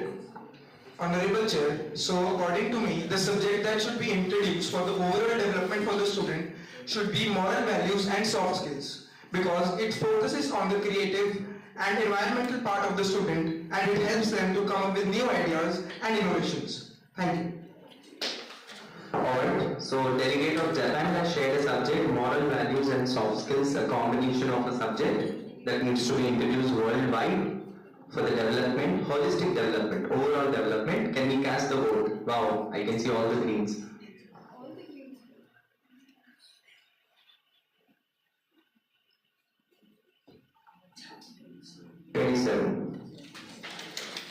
Wow, 27 for the holistic development. Great. Can we get back to the name of the subject from Israel? Yes, Israeli delegate. So we can introduce a subject that focuses on communication skills of a child, a subject that where the self-confidence of the child, and that along with these all these focus on the co-curriculum activities of subject. So in short, the subject can be skill subject, developing skill subject. Okay, is it related to the same idea what Japan has shared? Certainly. So similar to. Similar. Wow, wonderful. Can we cast the vote for skill subject? Yes, thank you. You can have a seat, Israel delegate. Can you please cast the vote for the suggestion from Israel delegate?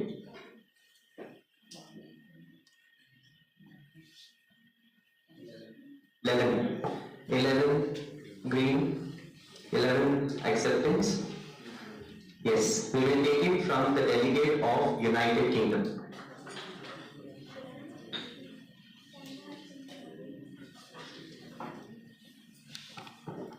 Honorable Chair, my answer to this question is that we should introduce a subject which helps the student gain the knowledge about the outer world and which can also help them develop communication skills, which will help them to boost up their confidence, and also it will help them support their emotional health as well, and basically it will help them to gain more knowledge, global knowledge actually. Okay, so delegate of United Kingdom, can we name the subject? It can be named as a moral value subject. Okay, again, I request delegates before sharing your solutions, understand the solution was repeated from other delegates as well. So we want a unique solution, unique answer from all. But thank you, we appreciate your participation. Delegate of United Kingdom, please take your seat. Can we have from delegate of Canada? Okay, so there should be a therapy skill subject where all the students can come and narrate the problems and find a mental solution to them. On the other hand, the vocational skills being focused on them, and the skills are measured properly, and all this should be done in an inclusive environment. Can you please repeat the name of the subject? The name given to the subject is vocational mental therapy classes. Okay, so a unique subject, vocational classes. Can we cast our votes for the subject, please? All the delegates?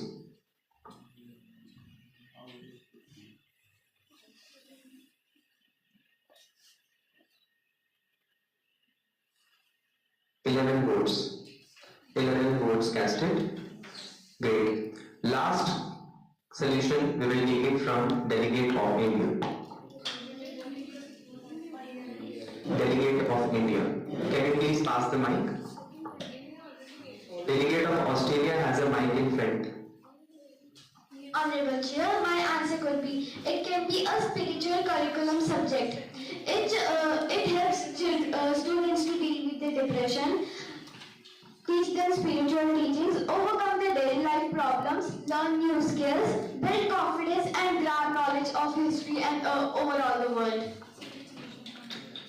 Okay, so can we name the subject, please? Spiritual curriculum, SPC. Spiritual curriculum, SPC, needs to be introduced worldwide to everyone for the holistic development. Can we cast our vote, please?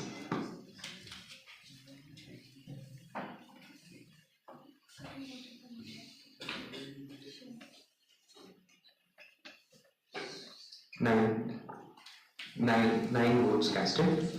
With this, we understand that the maximum vote casted was for the solution from the delegates of Japan. And let's give a huge round of applause.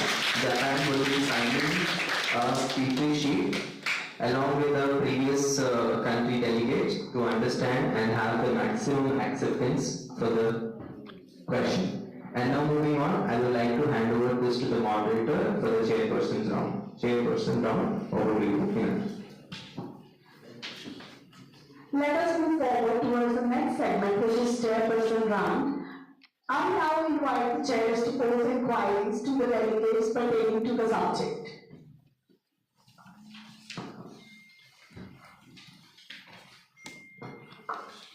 There is no question. We all agree that education is important. I mean, this is the utmost necessity for anything, I mean, for human development also. India is on the verge of coming to developed country. Rest, all the 5 countries are developed countries. They have big institutions. Every student is vying to go there. My question is, how these, so let's include India also, how these 6 countries see or plan, they all have the good institutions in their own country. Have you heard about the Global South? The terminology has come recently, Global South. Okay, in G20, Modi introduced Global South. And China is also taking along this Global South. Global South means if you delete Europe and America, China, the rest world is Global South. So my question is, how do all 6 countries plan to develop education system in those countries which are erstwhile colonies of UK, because you own them something, you owe them something. Global South means Africa, Latin America, Southeast Asia. Got a question? You got the question? You have a very good education system, all these 6 countries. You have big institutions, old institutions where every student is vying to come there, go there and study there. What are your plans to develop the same system in those countries? Africa, Latin America, Southeast Asia. Or one terminology, Global South.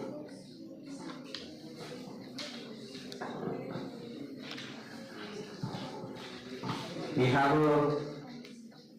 have an answer from the delegate of United Kingdom, I believe. Can we take it, Chair? United Kingdom, delegate of United Kingdom.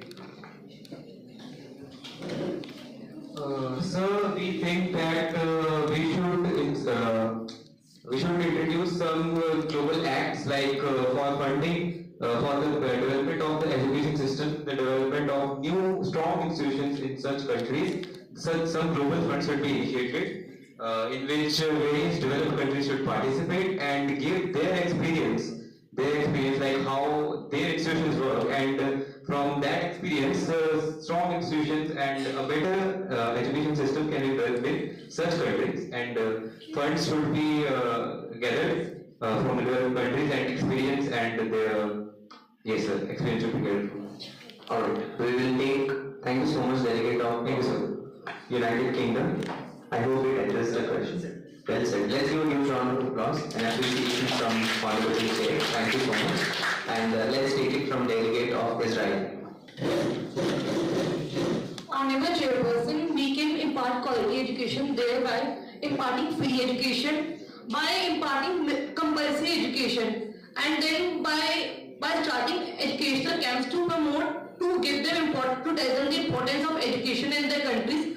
Moreover, starting free schools there so that the student with low economic condition can also join the schools and can study there. Thank you, sir. I hope it was answered the question, Honorable Chair. Thank you so much, Delegate of Israel. Can we take it from Delegate of Japan? Delegate of Japan. So, Honorable Chair, for a country like Africa, where no economy is there, it is very undeveloped, sir, a treaty should be signed by all the countries which will provide money and funds to one single country, Africa. And free education system should be there by that funds, and programs or workshops should be there to aware the people that how much important is education for them. Thank you, sir. I hope this was, sir. There is one more aspect. Fund is there. You need to transfer technology also. Technology and the knowledge, because we all know that a student learns best when he is taught or she is taught in his or her mother tongue. So when you are taking that technology and the funds to that own country, that original country, you will find the education system to improve, and that will globally will gain. Everybody will gain. Thank you so much, Honorable Chair. And we would also, we will park the answers further, and yes, we would also take any question if our jury member have a question to the delegates. My questions to all the delegation is which sector of education, that is primary education, secondary education or the higher education? According to which sector of the education is the most important for the development of a country? Delegate of Japan has lifted the first card, sir. So, delegates of Japan. Yeah, we request everyone to please drop your 10 cards. So, sir, primary education is the most important part of any education. Without primary education, we cannot reach higher or secondary education. Without knowing basics, we cannot go for the higher level. Thank you, sir. I hope that answered the question, sir. But still, we would like to hear from the delegates of Canada as well, sir.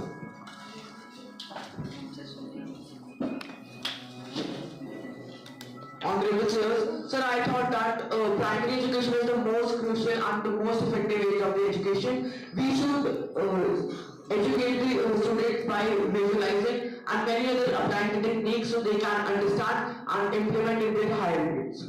Thank you, sir. Thank you so much. Can we also hear from Delegate of Israel? Yes. Honorable Chairperson, according to me, the most important aspect is the primary education, because it is till grade 5th or 6th, and these are the ages of a children to develop its overall activities and develop its interest in co-curricular activities. These are the stages that he can see where his interest goes in, because after this, mostly students are busy in their studies and they do not have their time to go to do co-curriculum activities and develop all these things. But till primary education, the education load is less than the high school or the middle school. So primary education is the best time to develop its co-curriculum activities, develop its overall development. Thank you, sir. Thank you so much. Can we take one last selection from the delegates of India? Yes, delegates of India.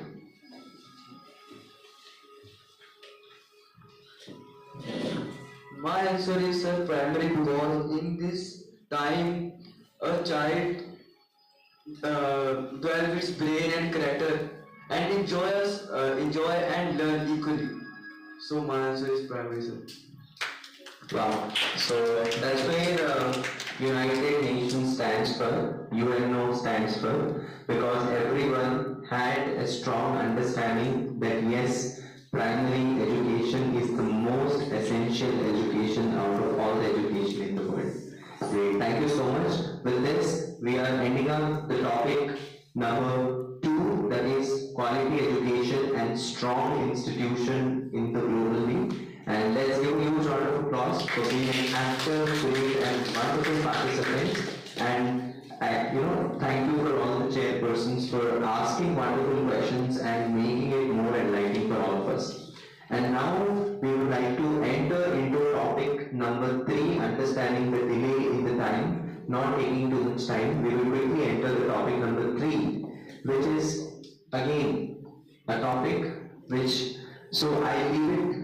Sir, we would like to take up one topic out of the next upcoming 3, and it goes as per the chairperson and the jury members' finalization. We have 3 topics now, and that is decent work and economic growth, technology, industry, infrastructure and innovation, and last but not the least, peace and securities of the country. So, which one topic we would like to take it ahead would be the last topic for this MUN 2023. Let's go for technology. Technology. Okay. Technology, industry, infrastructure and innovation.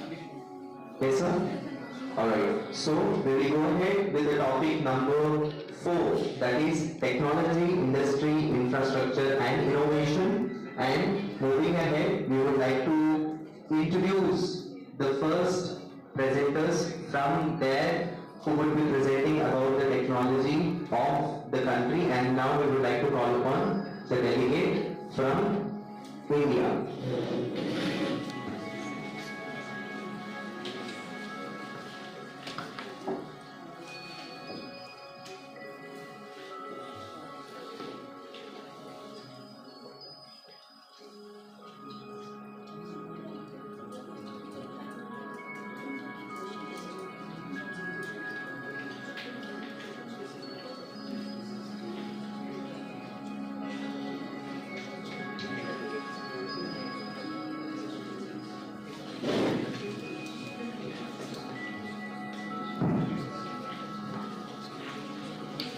Before moving ahead with the next proceedings, I would like to announce you all that yes, we would also now, on understanding the short time, we would take our request of our honorable chair and jury. We are taking on technology, industry, infrastructure and innovation topic.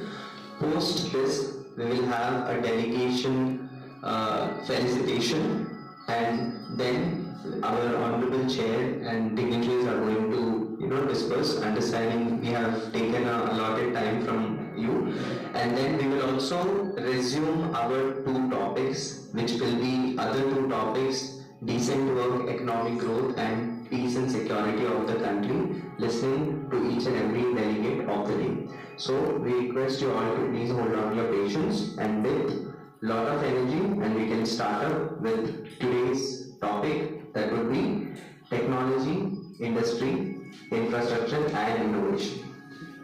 Let's start with the delegate of India. Let's give a huge round of applause. It's not the size of the dog in the fight. It's the size of the fight in the dog. A warm and cheerful welcome to one and all present here. My name is Prisha Sharma and I am delegate of India that encapsulates the vast era of culture. Today, I am going to tell you India's incredible work in the field of technology, industry, innovation and infrastructure.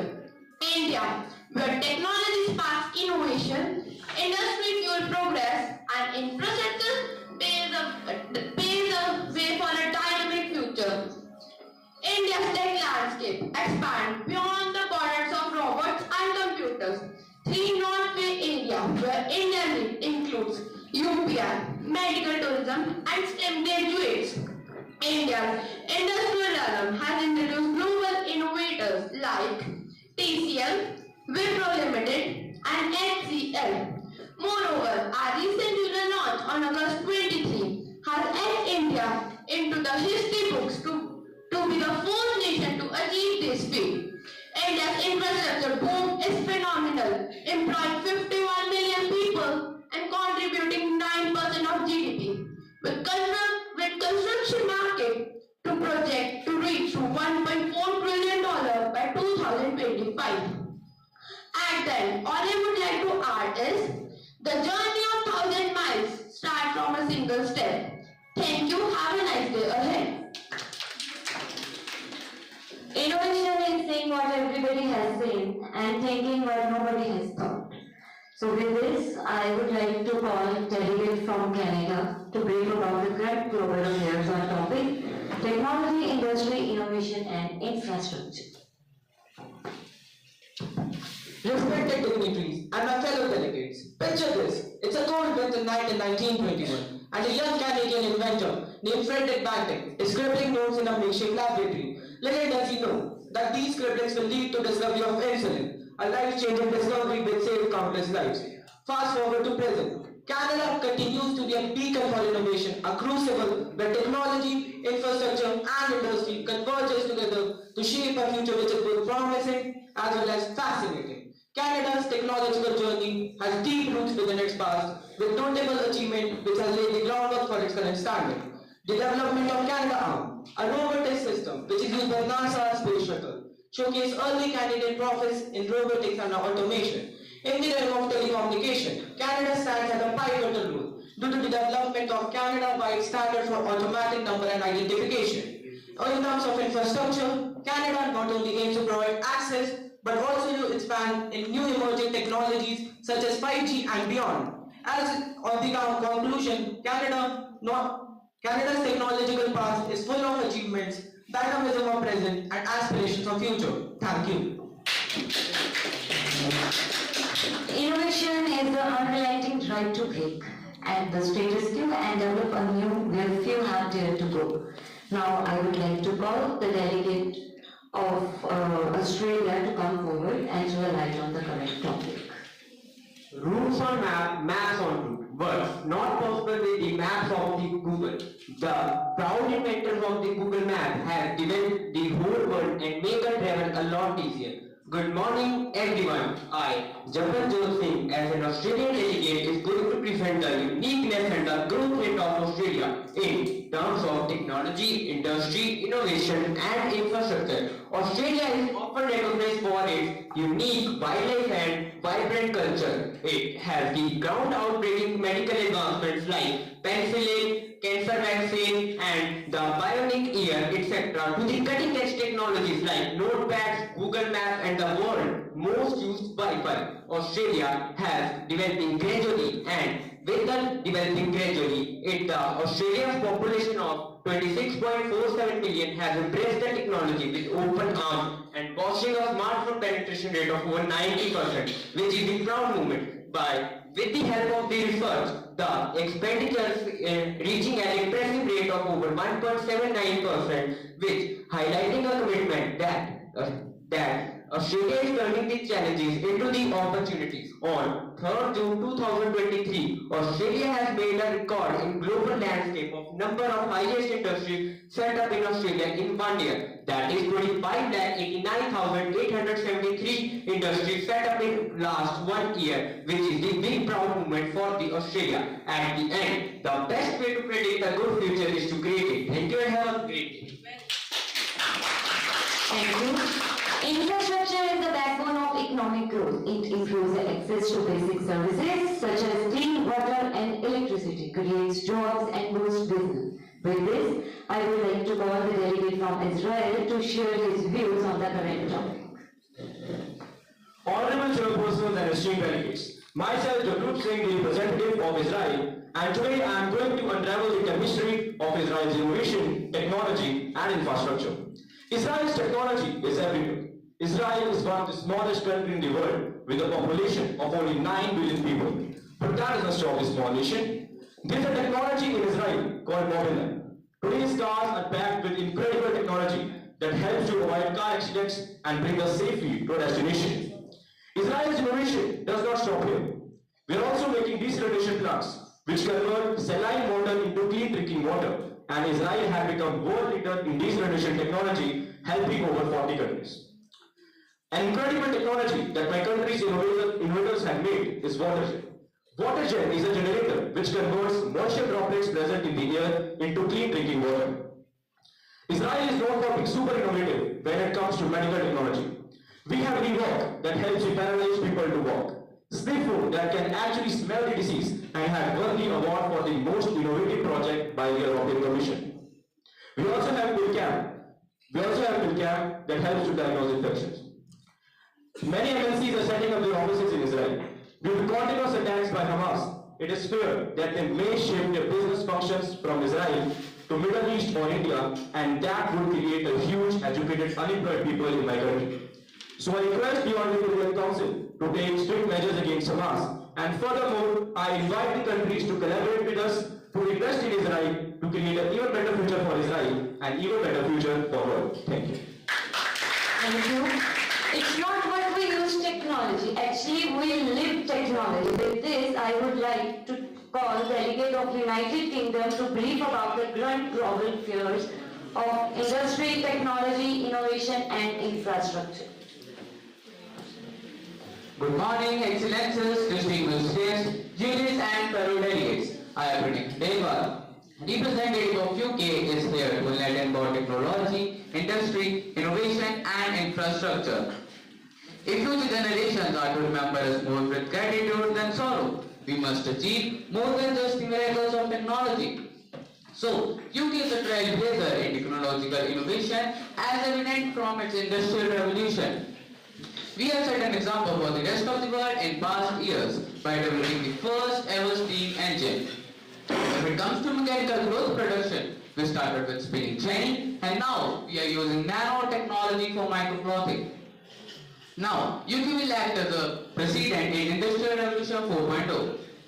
Every once in a while, a new technology and a big idea turns into innovation. As we all know, the Global Innovation Forum has initiated an initiative that is Make It Count.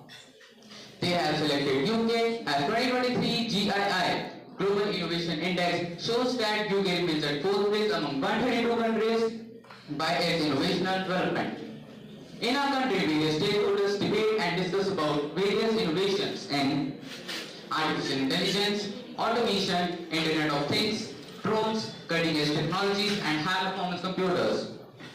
A few breakthrough inventions of my country are Zero-Trust Architecture in Cybersecurity Notion, Healthcare Variable under NHS Digital Transformation Act, Smart Contacts in Insurance using blockchain technology, and FinTech innovations as London is Global FinTech Hub. Industry and innovation are the two sides of a single coin. With over 70 airports, 40 major ports, excellent rail links, and toll-free motorways, my country has an ideal combination of infrastructure components to move people and goods around the country in simple and affordable ways. Leading industries which are contributing in my country's GDP are aerospace, defense and energy division, which are totally rated approximately $34.5 billion. My country was ranked 11th out of 141 countries in 2019 by its overall development of infrastructure by Global Innovation Forum. For having an upper hand in the world, UK's economy is dominated by the service industries which include retail, finance, as well as public services like healthcare and education, which are reliant on technology. As a famous UK poet quotes, technology like art is soaring exercise of human imagination. Thank you and have a nice day. The mechanics of the industry is easy. The real engine is the people, their motivation and direction. Now I would like to call the delegate from Japan to come up with global affair technology, innovation, industry and infrastructure. A very warm good afternoon to one and all present here. My name is Harmanjot Singh and I am here to represent my country, Japan, on the topic technology, innovation, industry and infrastructure. So first of all, infrastructure. Japan has a very well-maintained infrastructure. Despite being prone to natural disasters, the Japanese companies have mastered the skills to create resilient and adaptable infrastructure. Japan has smart cities with energy-efficient buildings, IoT-connected highways, and advanced traffic management systems. Technology. Science and technology in Japan developed rapidly after the Second World War, which has affected the advancement of vehicle technology, consumer electronics, aerospace, and robotics. Now let's talk about some of these. Aerospace. Founded in 2003, the JAXA conducts space and planetary exploration and also sends its astronauts to the ISS to advance its technology on both space and ground applications. Automobiles. Japan is the third largest automobile market in the world and is the second largest car producer in the world. The Japanese government is aiming to increase the share of electric cars by 100% by the year 2035. Industry. Japan is the third largest economy by GDP. Manufacturing only accounts for Japan's 20% of total GDP. Steel is a representative Japanese business. Steel produced domestically is exported to other countries. Last but not the least, innovation. Japan is the first country to prove that it is possible to grow even when the country's population declines. To realize this new era, the government of Japan is doing everything to encourage small players, startups, businesses among small and medium-sized enterprises. Thank you and have a very nice day. Thank you. Now it's wrap up for the round 1. Now we are begin with the level round 2, question for actions, where all the delegates will have an intellectual discussions among themselves to address the questions raised by the other delegates. Now we will go for the delegate of Japan.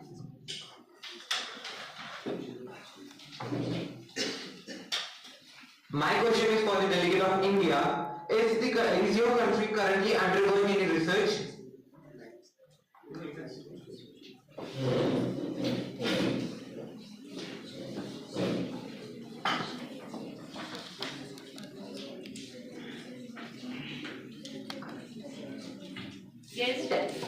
Yes, delegate of India, can you answer the question, please?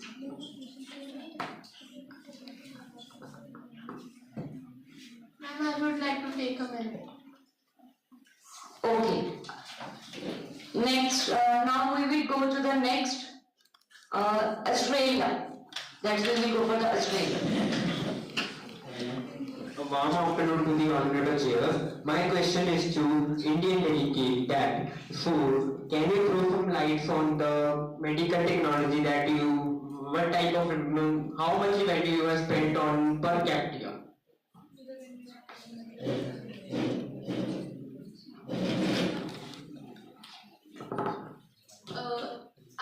As India has done a great work in medical field. Approximately 2 million people come to India to cure themselves from many countries, and India ensure cost-effective healthcare and ensure a safer side of surgeries and many issues in the healthcare sector. My fellow delegate, I have Respected delegate, the question should be addressed to chairperson. Warm afternoon to the chairperson. I have asked that how much value they have spent on per capita in medical technology.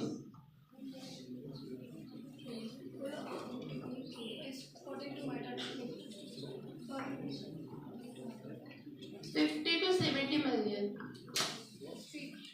My fellow delegate, the answer should be correct. Chairperson, the answer should be correct. That according to my data, it is $56.3 US on per capita, which is 3,496 rupees according to the Indian money on per capita. I thank all the delegates and I request you to please take your seats. Now the forum is open for the next. I request Canadian delegate to present the question. Honorable Chairperson, my question is to the delegate of Japan. As you mentioned, the infrastructure of Japan is robust, but 30% of Japan's infrastructure is considered outdated, which is considered legacy there. So what are your views on that?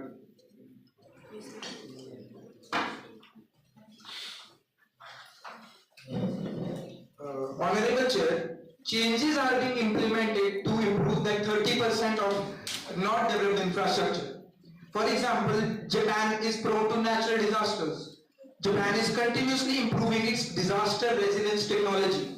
For example, they are using smart early warning systems and they are making the buildings flexible so that they can absorb the damage of the earthquakes. And we are implementing more initiatives. Thank you.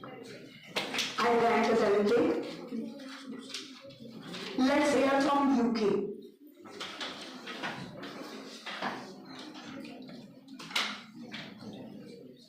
Honorable Chair, my question is for delegates of Japan. As they have already mentioned in their speech that Japan is a country which is prone to natural disasters. So what technologies are you using to deal with these natural disasters? Honorable Chair, as I have already mentioned that Japan is using flexible building designs and they are using the seismic isolation system, which means that they are fitting bearings, big bearings under the buildings they are making, which can absorb the damage during the earthquake. And they are making the buildings flexible, means that they can absorb the damage of the earthquake. And they are using smart early warning systems, which mean that they can detect the natural disasters or the earthquake way before the disaster. Thank you. Okay. Let's hear from Israeli delegate. So, good afternoon, Mr. Chairperson and jury members, Security Council and honorable guests. So my question is to the delegate of India. I want to ask them how India prioritizes infrastructural development in both urban and rural areas.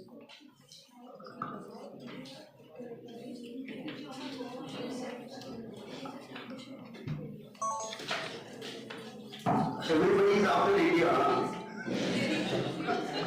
Because it has come up to the fifth level, fifth largest economy, and they are likely to pass fourth, third, so every country is after India. That's good. So India, let's face the challenge, and let's take up the challenge. Okay, good.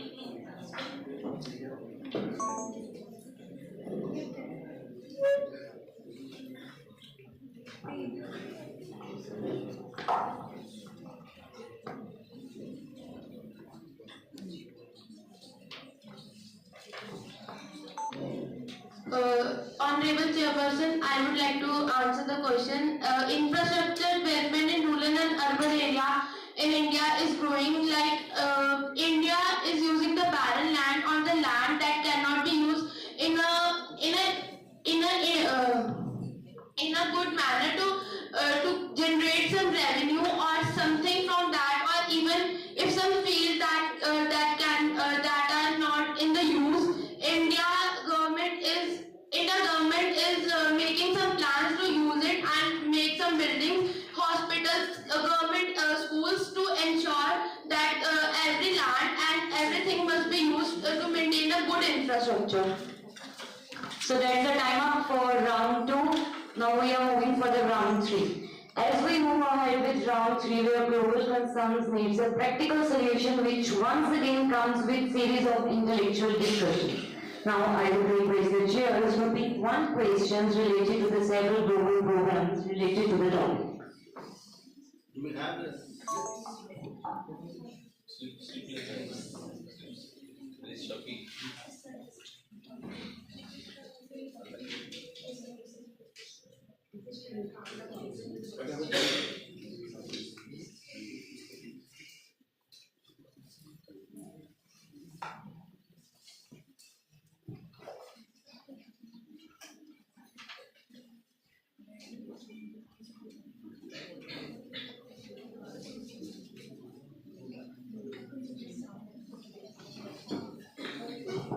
And now the question is, what policies can the industries to make the ecosystem stronger? I repeat the question. What policies can the industries to make the ecosystem strong?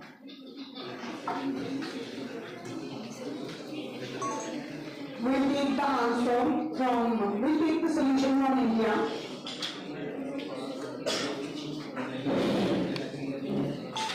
By using renewable resources such as wind energy, solar energy, tidal energy, we can reduce the use of petrol and other hydrocarbons, and it will also reduce the pollution. Okay, now let's hear from the other delegates. I request everyone to vote, to cast your votes.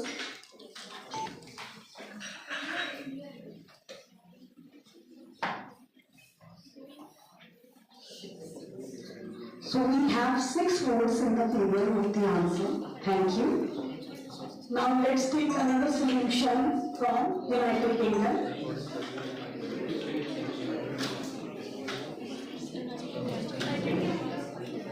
Meeting respected dignitaries on the chair.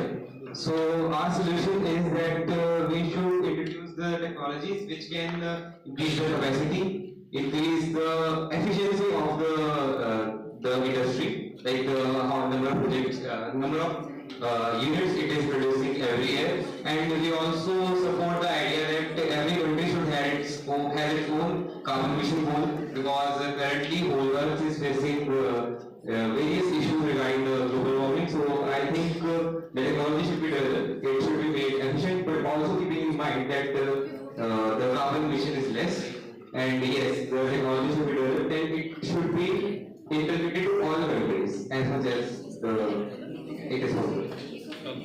I request all the delegates of the countries to vote for the solution.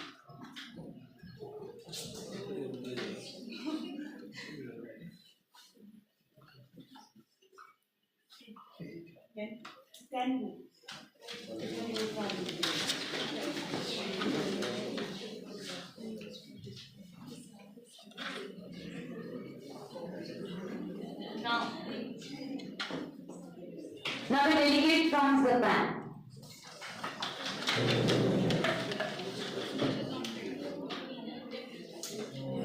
Ma'am, to make the ecosystem stronger, we should, ma'am, make more electric vehicles. We should support the making of electric vehicles and make them affordable. And we should reduce the carbon emissions produced through industries. And ma'am, we should use more renewable energies, for example, solar energy, wind energy, and many more. Thank you. Now it's time for voting.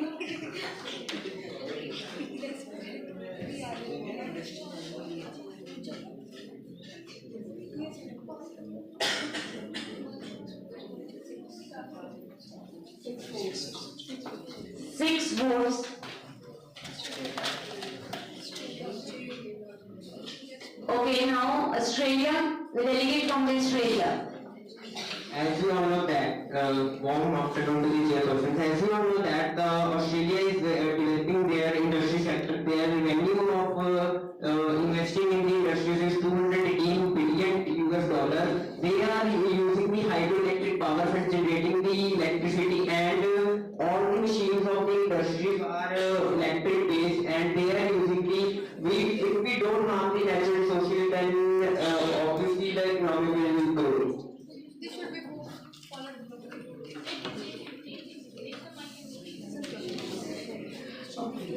One more request, if someone is delivering the solution, I request you to please pay some attention towards it so that your vote will be valuable. And if a delegate is presenting a solution, I request all of you to please pay attention towards the delegate. Don't be in hurry to pick up the card. Kindly pay attention, all the delegates. It's on the request. Yes, you can continue. Yes, please. Warm afternoon, chairperson. As the Australia is developing, and like other countries are also developing like this, to make the global issues less and make the economic growth higher in the industry sector, like Australia is using the hydroelectric power, and all the industries now at the time is all the industries issues are based on electricity, and if all the countries will not harm the natural sources and you utilize it according to the requirement, not use more, then it will surely higher growth in the economy, which will be beneficial for the whole world. Thank you. Now let's cast the vote.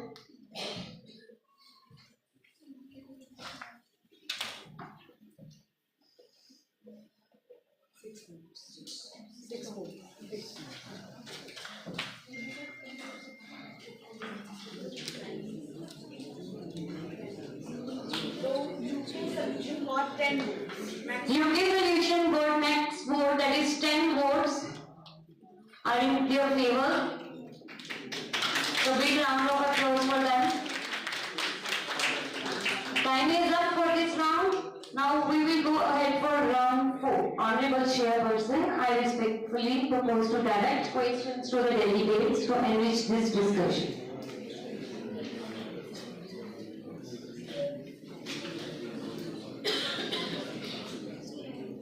Honorable Chairperson, I respectfully propose to direct questions to the delegates related to this topic.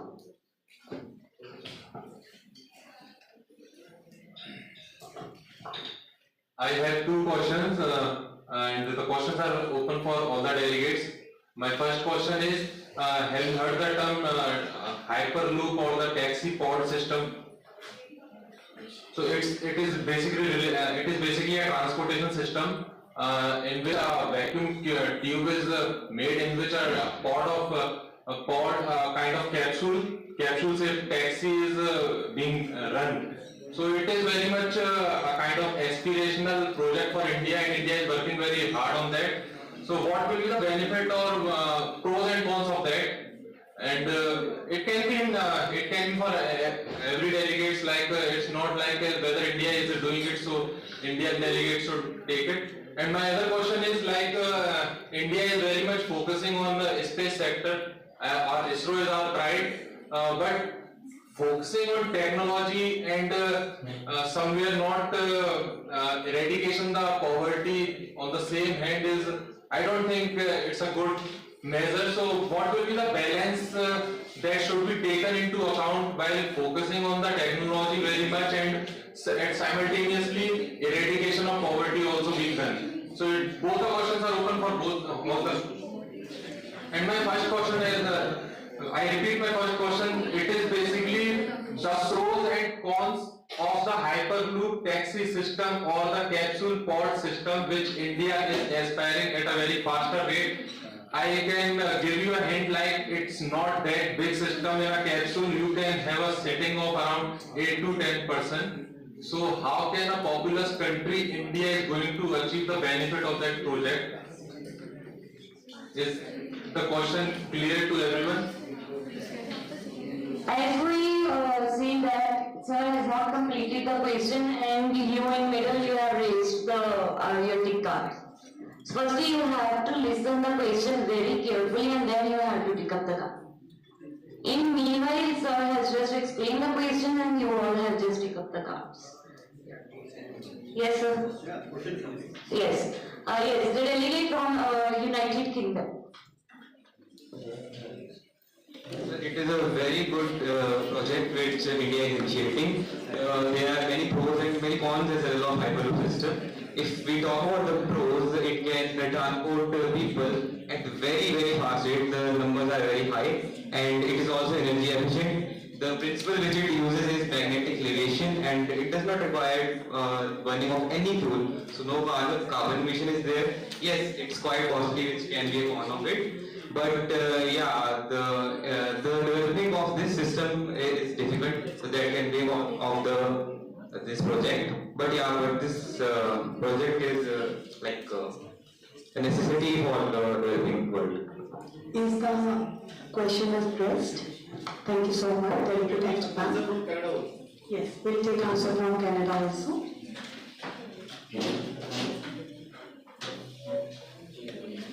Honorable Sirs, as the hyperloop was introduced by enormous research papers, so India is like implementing it in India, but there are many cons and pros first cons is disadvantage is that there will be huge environmental impact on the India.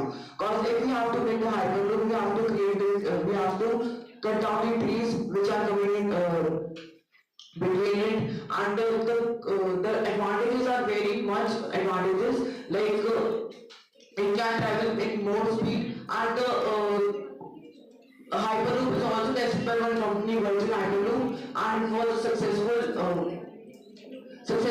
project, and I think so India should implement it, and it would be very cost effective, and it would really very much develop the India. Thank you. Is the question addressed? Thank you. Yes, now we will hear from Indian delegate.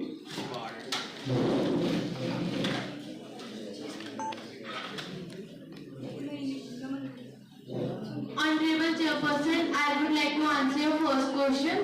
It is good for, as we can say that it is used as a magnetic field, and we can travel from one distance to other distance in faster way, and it is pocket friendly. Some people who can't afford a higher price of tickets or anything, they can use this, and obviously it will save the time as well as our money. Is the question addressed, sir? Thank you so much. Now it's time to listen answer from Israel. So, good afternoon, Mr. Chairperson. I want to answer your second question. Israel, there are successfully launched Israel has launched successful satellites into space like a Mars and Optic series, and Israel has also launched Parachute lunar mission in 2019, and we become the first lunar spacecraft. Parachute was launched by Israel, and we become the seventh nation to orbit the moon. So, by investing in the space, we can increase the economy of the country, and this can be really helpful to decrease poverty rate in our country. Thank you. There is the answer. Now let's move for the delegate from Japan. So I would like to answer for the first question. So first let's start with positive side. As we know that these pods are really high speed, so it will safely make a person reach from one place to another. But if we look over the negative side, it might be very costly for the country, and it is very inefficient, because as sir have already mentioned that only 7 to 8 people can travel in one pod. So the country has to implement many pods so that it can travel many people. And as we also know, India is very highly populated, so it is very negative for India, and it might also affect the environment. Thank you, sir. So is this correct? Okay. Now we will take last answers from the delegate of Australia.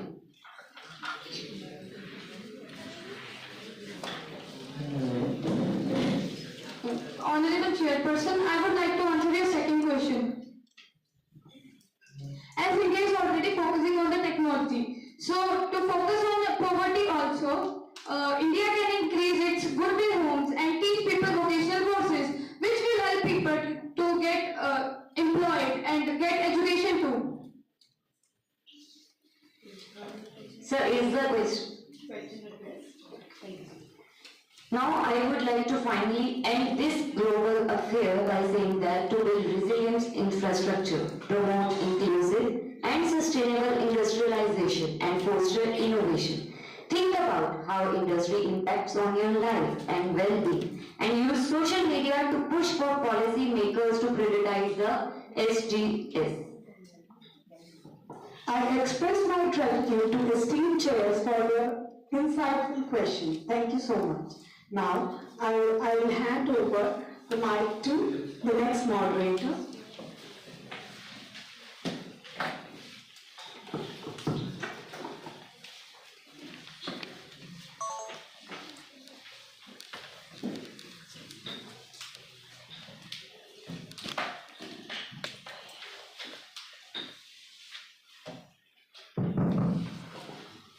Alright, so today we have actually completed 3 important shortlisted topics and 2 more are lined up, and I can see a lot of enthusiasm in all the delegates and also chairperson and our jury member along with our dignitaries. But yes, definitely we really appreciate the discussion happened now, and we need a huge round of applause for all the delegates who have been doing great work today discussing on the various issues and coming out with the solutions and common resolutions. And now, before we move on to the next segment of the day, and I would like to invite our Honorable Chairperson with a huge round of applause to come to the podium and please share your feedback about today's case. We request with a huge round of applause, let's welcome our Honorable Chairperson.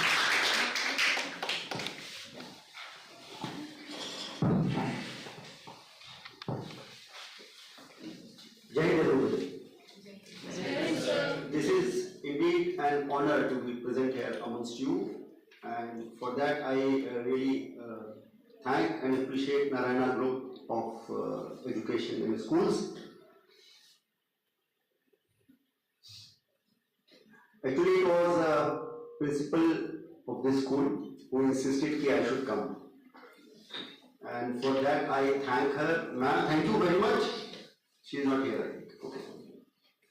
And it's also honor to be amongst so much ignited minds. It's really, it was really a good learning for me at least, because so many things about different countries, their perspective on so many different issues was literally a new thing, a wonderful thing for me. And I say, clap for yourself.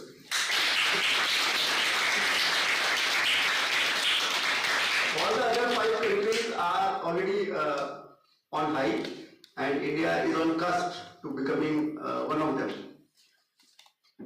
When our foreign minister Shri Jaishankar says ki if it is your problem, then you think, if it is your problem, then you think it's world problem, which is not correct.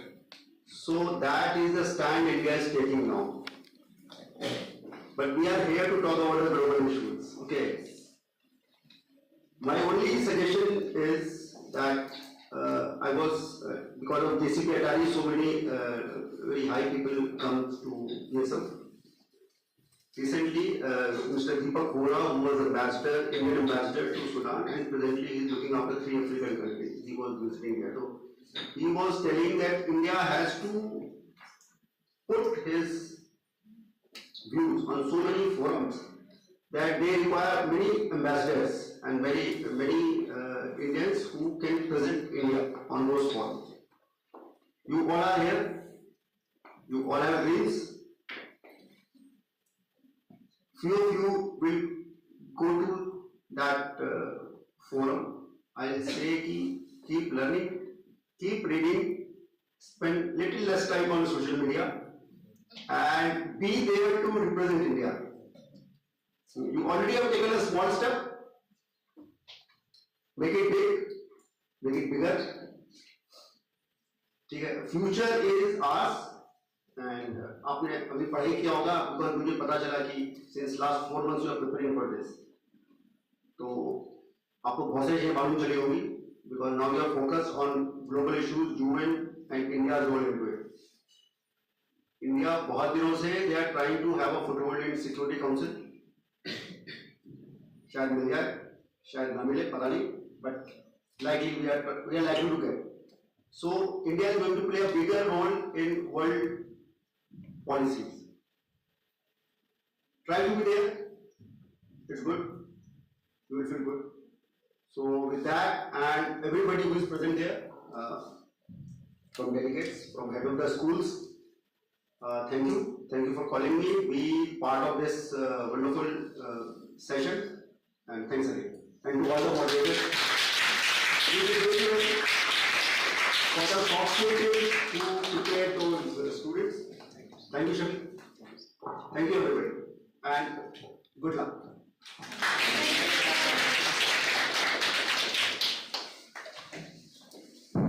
Thank you so much, our Honorable Chairperson, and that That's really enlightening for us, and your valuable moments with us, and suggestions, questions, discussions, and knowledge what we have exchanged. So it's a great learning to have you here, sir. Thank you. And now we would also like to call our honorable jury member onto the podium to share a few words for today's entire event. Let's give a round of applause for honorable jury member today.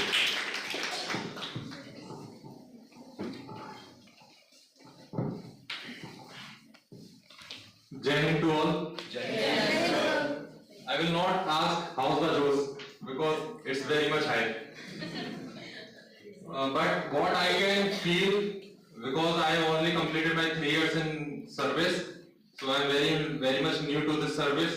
What I can feel the efforts you have put in, because the perspective of your knowledge is so wide that even I thought I need to explain the question, but somewhere I realized that I don't need to do that because you already know the concept.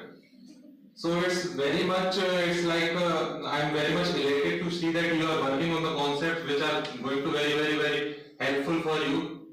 As I can share the my experience, like when I went to Dholpur House for the UPSC interview. Actually, I can say any interviewing panel is not there to judge your knowledge. They have already judged your knowledge by the exam, by the written paper they have conducted.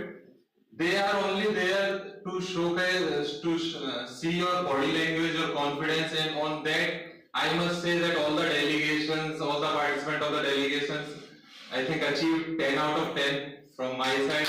I think it's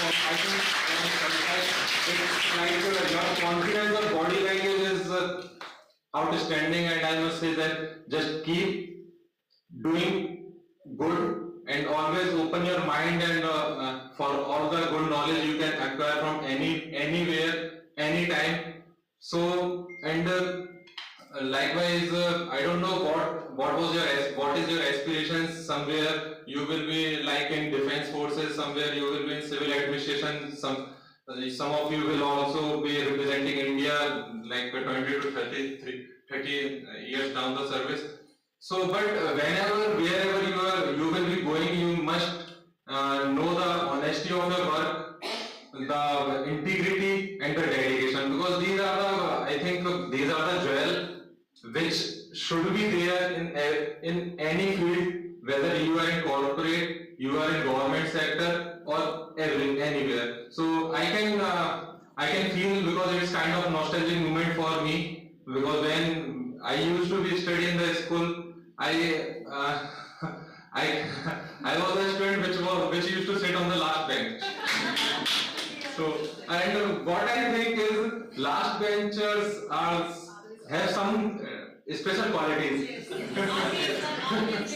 because they have so many works to do in the class, like they have to make noise also, they have to study also, they have to somewhere taunt their batchmates, colleagues. So if anyone wants to any knowledge about anything, or like my experience, anyone wants to know about my experience, my preparation, my time in that Dholpur House building, because I am precisely mentioning that Dholpur House UPSC building, because you have many times seen the photos of candidates taking a picture in that United Union Public Service Commission's board behind them. So if you want to ask anything, I am here, you can ask.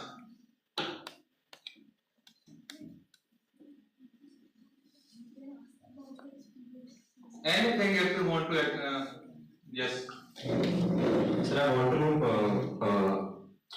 you are nervous when you are going to interview, or you are just no? I must answer this question in this way that when I have done a preparation of only 1 year while studying in Delhi. I have done for the civil services, but unfortunately I haven't made it. But for this interview, I used to live in Delhi alone. My family was in my hometown, that is Aligarh. I hail from Aligarh, Uttar Pradesh. So I was like, my father made a call to me. He said, "Acha, तुमने interview है तुम्हारा?" Yes, my father was in police service. He is a retired sub inspector. So he told that ठीक है मैं आ जाता हूँ. मैंने कहा पापा इंटरव्यू है कोई PTM नहीं है.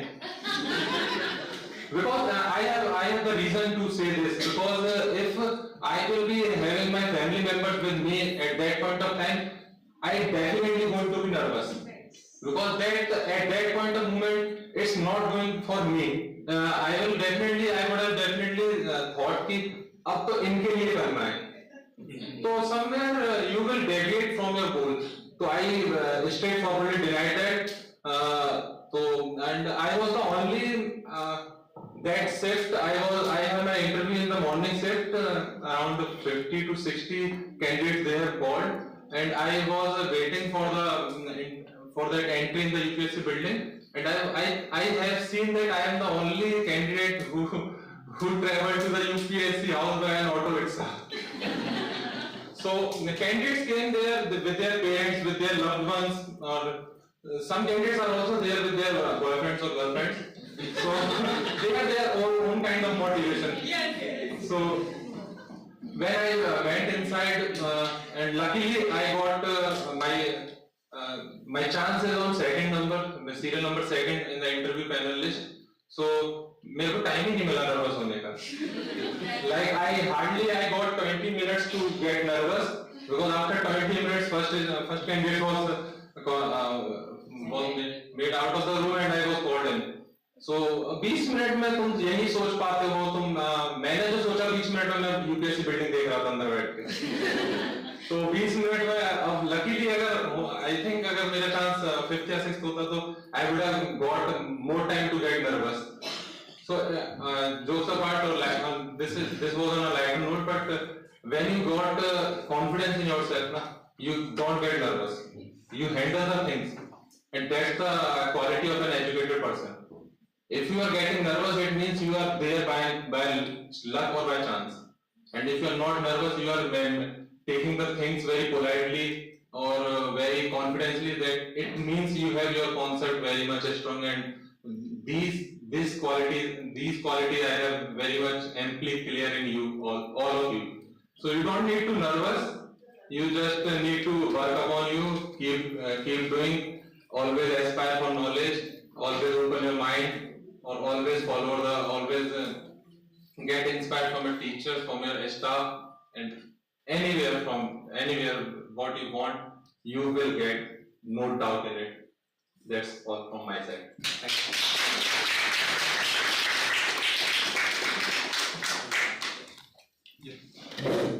Sir, how did you build your self-confidence? Because whenever we practice, if we have practiced full also, then we have self-doubt.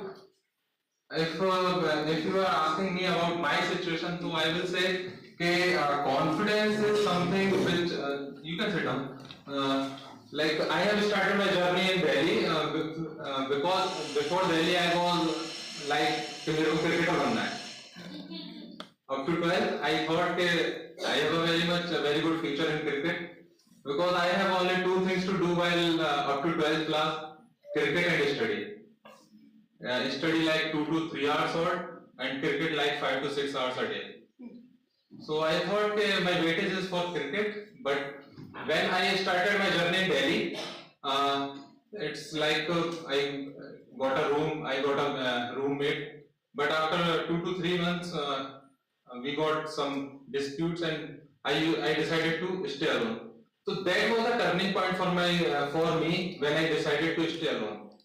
Because I have a detailed application form we need to fill for the interview. In that they ask all the qualities we have, all our weak points and strong points. Hopefully, generally nobody going to tell their weak points. Or precisely to the UPSC panel, if you are going to tell your weak points, then they are waiting to grill you over there. So I realized and I started to introspect my actions. And the benefit of this is that in my DAF form, I wrote my hobby, that self-introspection. And I know that they are going to ask a question on self-introspection. I hope you know the meaning of introspection and self-introspection. So there were 5 members in the interview panel. and all the 5 members have asked me a question from that word. What do you understand and why have you written down that self introspection? So I have made my interview on my own. I have written something which I know that they are going to ask and again, and at every point of time I was adding something to that. Like first member asked me what is introspection. I clearly defined in a single line. After that, second member asked, I add on a other point. Third member, other point. Likewise, gradually increasing. So its confidence is something which can be increased gradually. Don't think it's just a click of time or fraction of seconds that you will get confidence. You will get confidence only by your deeds. What you are doing, why are you doing, and how are you doing. If these things are right, then you will be the confident person.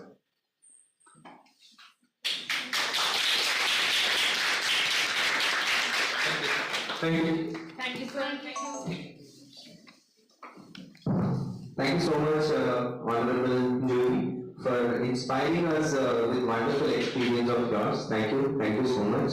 It really made our day and also a lot of memories you have shared. And we would love to invite our Honorable Jury and our Honorable Chairperson once again to Narayana Group of Schools, Punjab, very soon for upcoming more events, to share more memories, to share more experience, more learnings with all of us. So now, without waiting further, we would like to call upon a special performance by the students of Narayana School Alpha City branch for today's event. Let's give a huge round of applause for today's special performance and a special UN song by the students of Narayana Technical School Alpha City.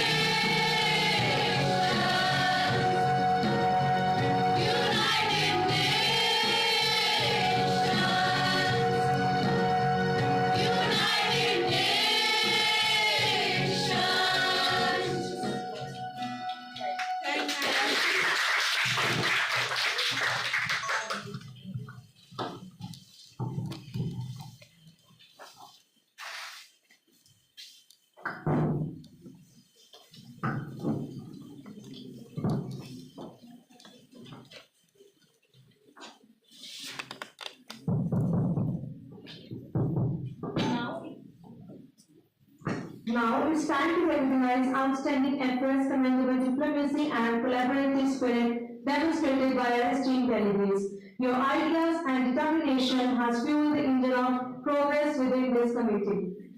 I request our Honorable Chairperson and jury member to kindly come forward for felicitation ceremony. Let's give a big round of applause.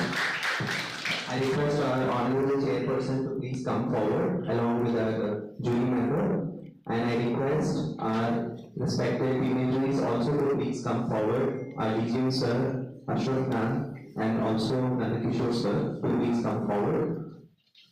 Let's give a big round of applause.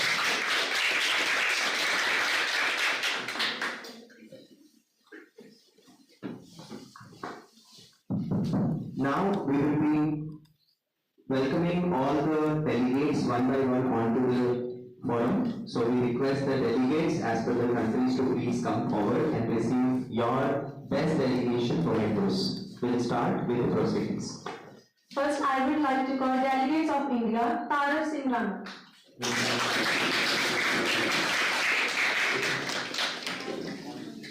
Aditya Garg, Teja Malhotra, Risha Sharma, Prince Damra.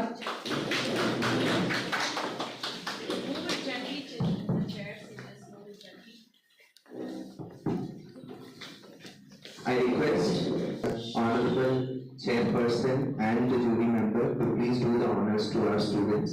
Let's start the honoring. Yes.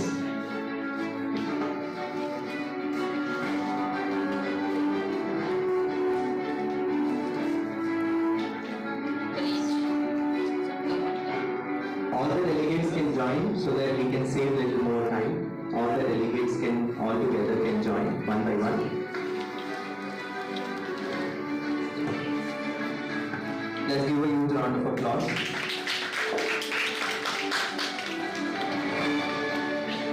I request the delegates to please stay back for the group picture.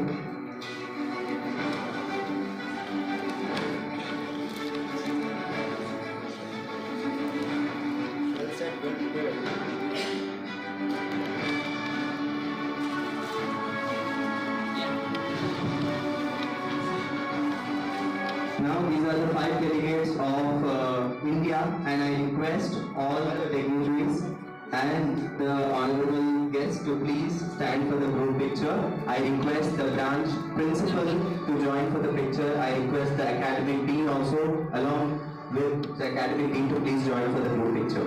Delegates of India. Let's give a huge round of applause.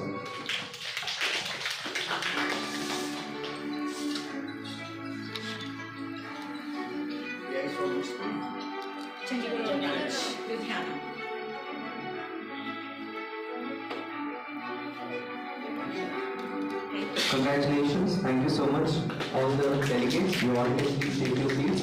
We will call the next delegates to the forum. Moving ahead with the delegates of Canada, Dhruvinਦਰ Singh Sehag, Gunveer Singh, Rohan Bajaj, Ayush Sinha, Vinam Saini. I request our honorable jury member to please do the honors. I request our honorable jury member to please kindly come forward and do the honors for our delegates. Delegates of Canada, can we have the names once again? Dhruvinਦਰ Singh Sehag, Gunveer Singh, Rohan Bajaj, Ayush Sinha, Vinam Saini.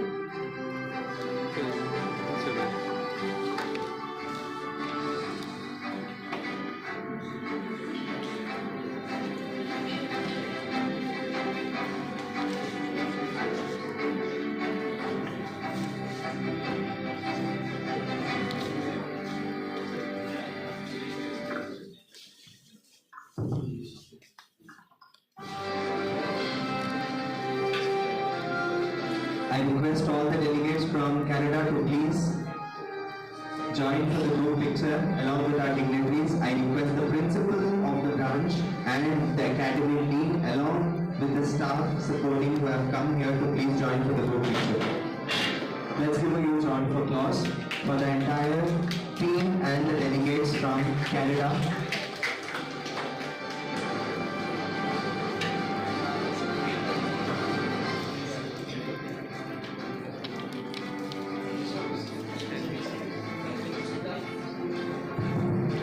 Thank you so much, congratulations. And now calling on the next delegation. Now I would like to call delegates of Australia, Zainab Batul, Nishha, Namandeep Chaudhary, Japanjot Singh, Jaskirat Singh.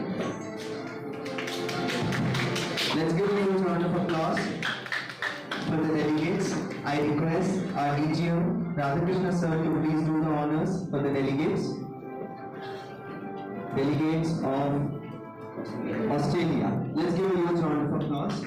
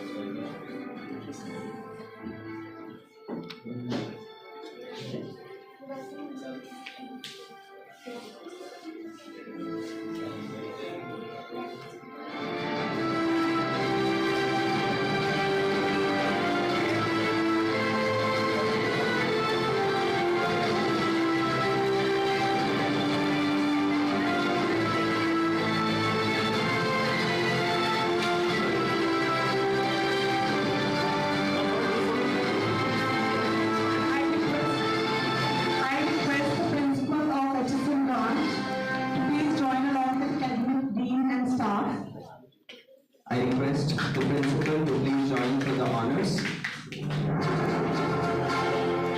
And also the soft skills trainer, academic team, and the staff. Congratulations, entire team, the delegates. Let's call upon the next delegates. The delegates of Israel, Shivam Sharma, Abhika Kantari, Jasmine Kaur, Jagrup Singh, and Abhinav Sood. Congratulations, these are the delegates. I request Nanda Kishore sir to please do the honors. Our state coordinator, Nanda Kishore sir, to please do the honors.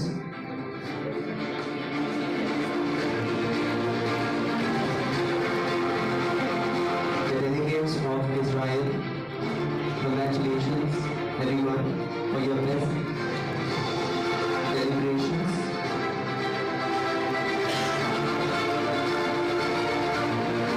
I request the branch principal, academic team, and the supporting staff members along with the soft skills trainer to please come forward and join for the group picture.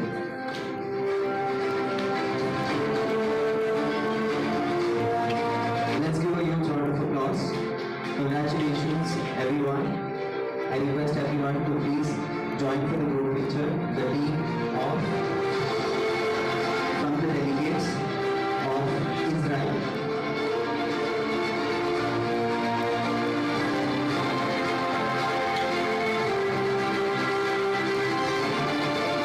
Congratulations. And now we would like to call upon the next delegates. Delegates from United Kingdom, Fiona Singh, Harsimrat, Rishti, Pranay, Parul. I request them to please come forward. I request the prestigious guest for the day, Ashok ma'am, Senior HR from Central Office team, to please do the honors for our delegates. Thank you so much ma'am for being here and presenting for the most prestigious and the first Model United Nations of Punjab.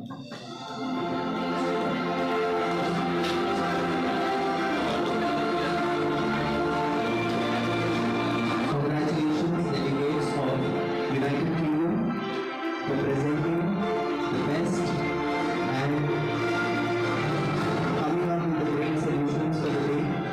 We appreciate your participation and your contribution. I request the branch principal, I request the academic team and the supporting staff member to please come forward and join for the group picture.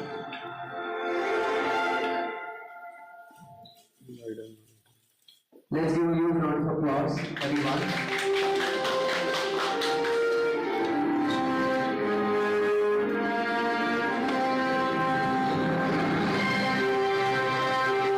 Thank you so much. Let's call upon the next delegates for the day. R. Krishna Mohan, Amri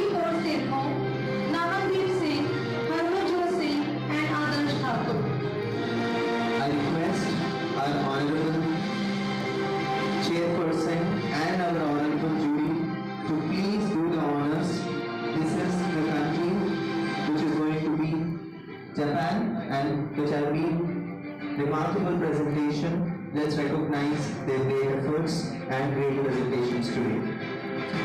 Congratulations, congratulations the entire team of Japan for your best deliberations and presentations.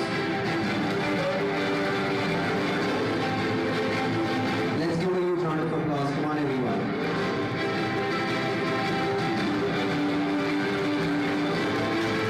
I cordially invite the principal of the delegates and along with the academic team, with the staff member, with the soft skills trainer to please come forward and do the honors.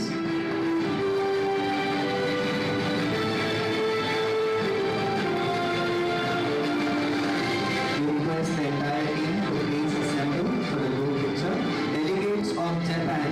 Let's give a huge round of applause. Come on everyone. Delegates of Japan.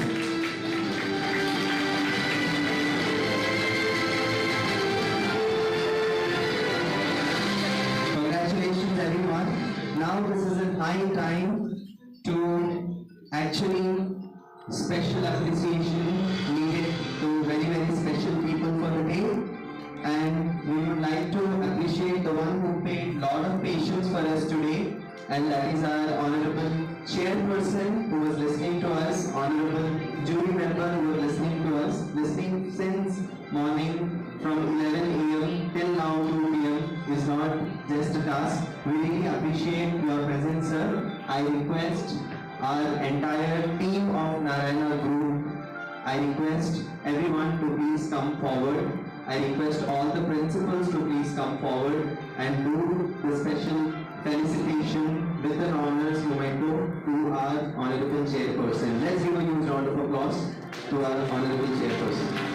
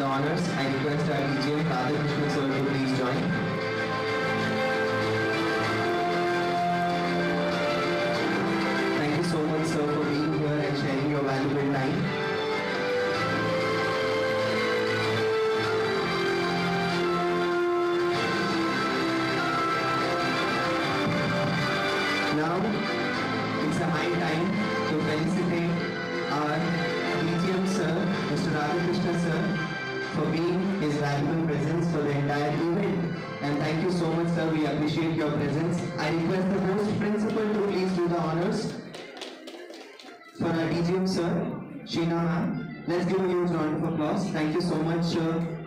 I request our host principal, Sheena ma'am, to please do the honors.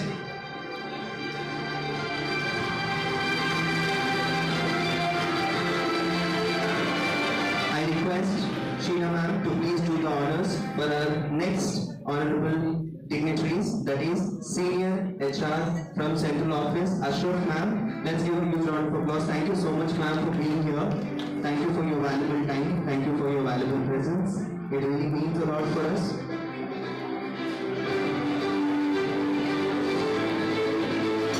I request Sheena ma'am to please honor our State Coordinator of High School Department, Nandakishore sir. Thank you for bringing us such creative, innovative and challenging programs.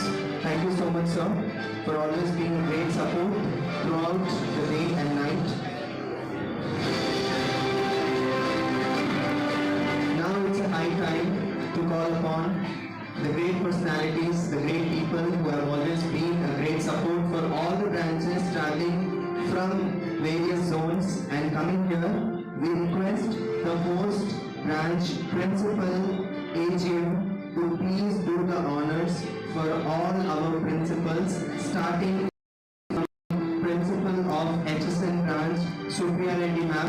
Let's give a huge round of applause. I request Prateek sir and Sheena ma'am to please do the honors. Thank you so much Supriya Reddy ma'am, the principal of HSN branch, for being here and participating in Modern United Nations.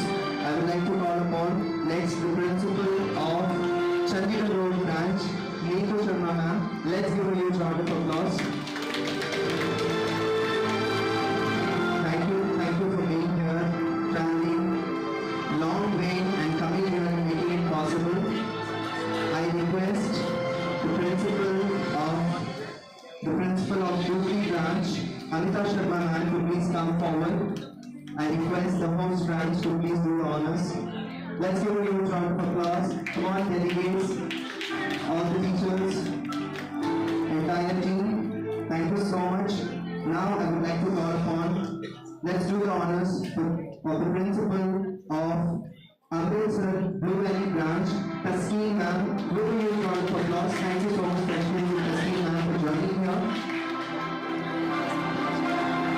That's one and only most favorite neighborhood branch of Amritsar.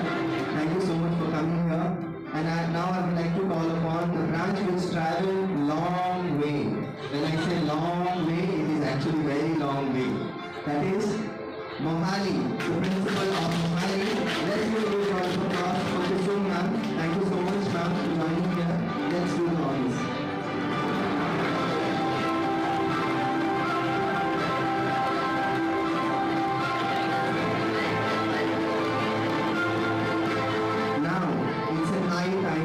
To call upon the person who is behind the screen, the team who has done great efforts, great arrangements.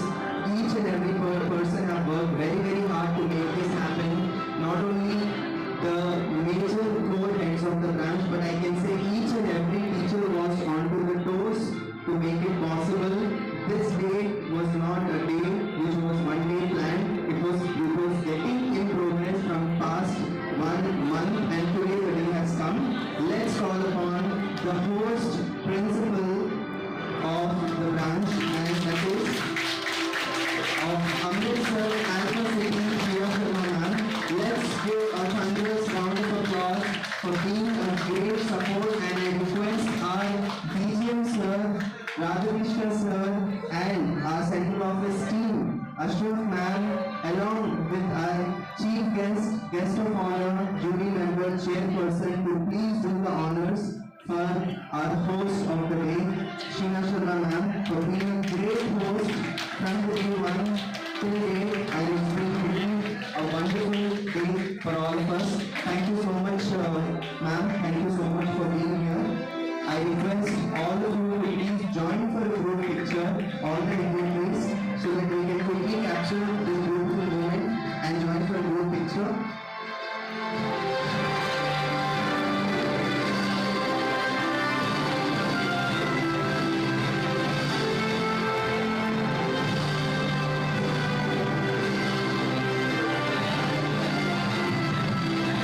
Thank you so much, everyone.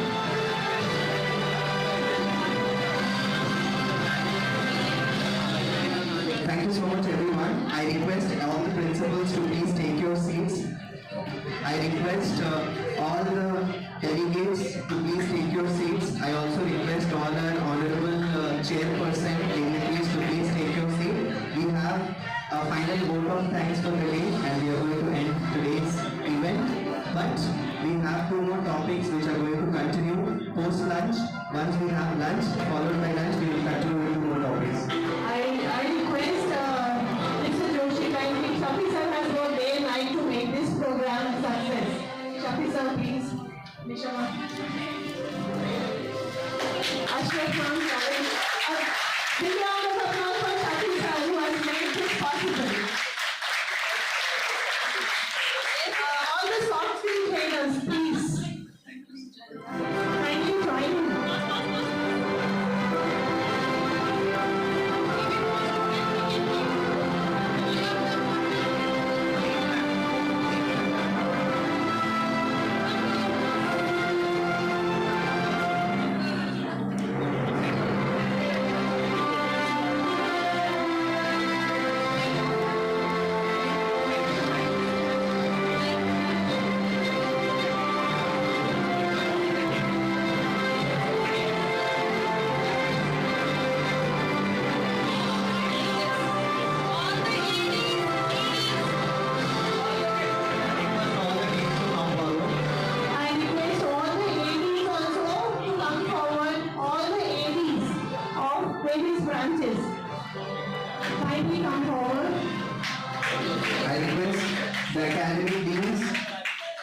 I can definitely take the names of the branches, but today I'm going to call the academic teams of India, Canada, Australia, Israel, United Kingdom and Japan. So please come forward.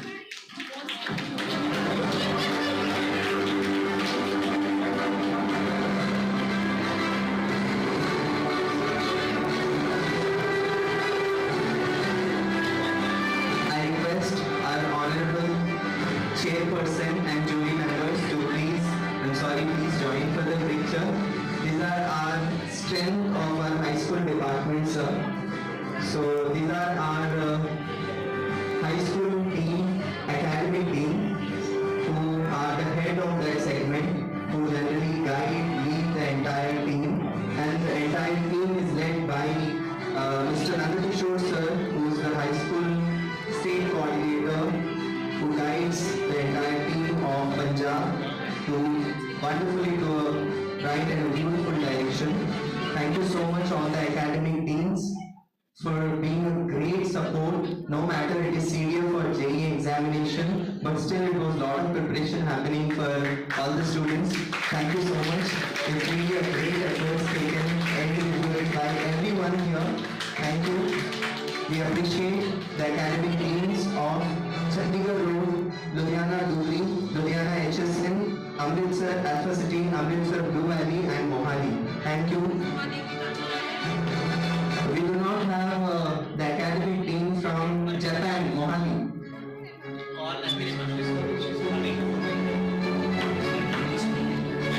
We request the academic team of Mohali to please come forward. Nandini ma'am.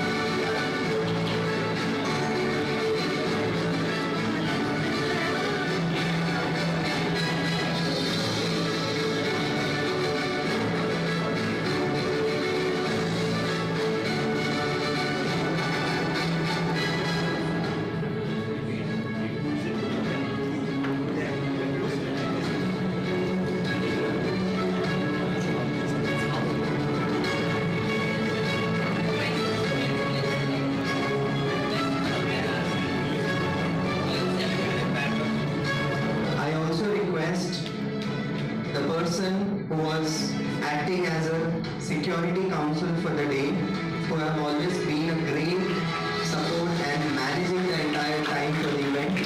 Thank you so much, sir. We request you to please join for the group picture, and we thank for your gracious presence and also a lot of patience.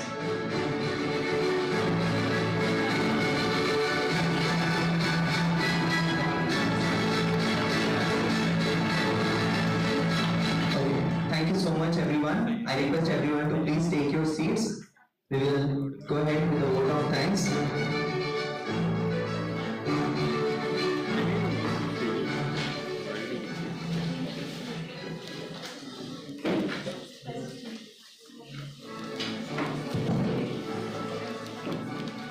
Now, the day is not over. We have a lot more to do.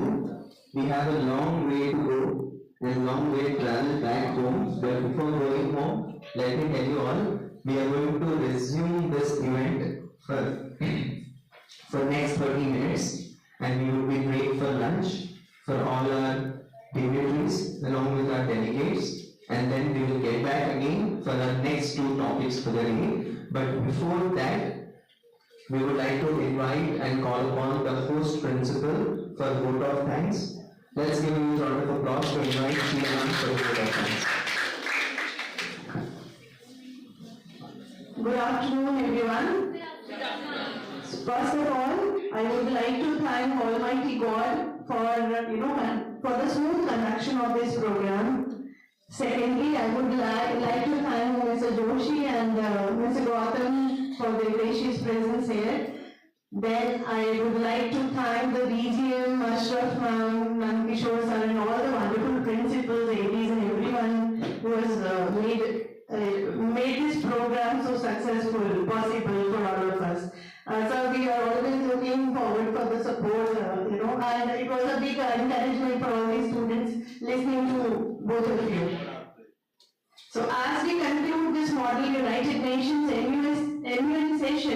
I am filled with immense pride and admiration for each one of you. The passion, dedication and the intellectual vigor displayed during the debates and discussions were truly commendable. Your commitment to understanding global issues, diplomatic skills and collaborative spirits have not only enriched this simulation but have also showcased the potential of our student body. The annual experience is not just about debating resolutions. It's about developing critical thinking, public speaking and diplomacy, skills that are invaluable in any walk of life. I want to express my gratitude to the organizing committee, faculty advisors and all the participants for contributing to the success of this event. Remember that the lessons learned here extend beyond the walls of our school, and that was the main purpose of calling you one day prior, and will undoubtedly shape your future endeavors. Continue to engage with the world, stay informed and uphold the principles of diplomacy and cooperation. I am confident that the experiences gained during this MUN will serve as a foundation for your future leadership skills. Thank you for making this United Nations a resounding success. God bless all of you. Thank you so much.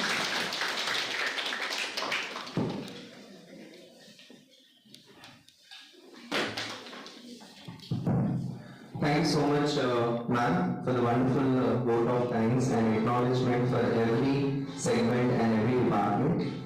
Today, we feel honored and proud, sir, with all of your presence and with a lot of information that we are taking up today. And yes, we will be missing you in the second half of the day because we have 2 more topics and which our students will be missing the chair and the presence. But yes, we will definitely, ensure we understand the contribution you have given, the time you have given to us. It is above the one which you have committed. Thank you for that.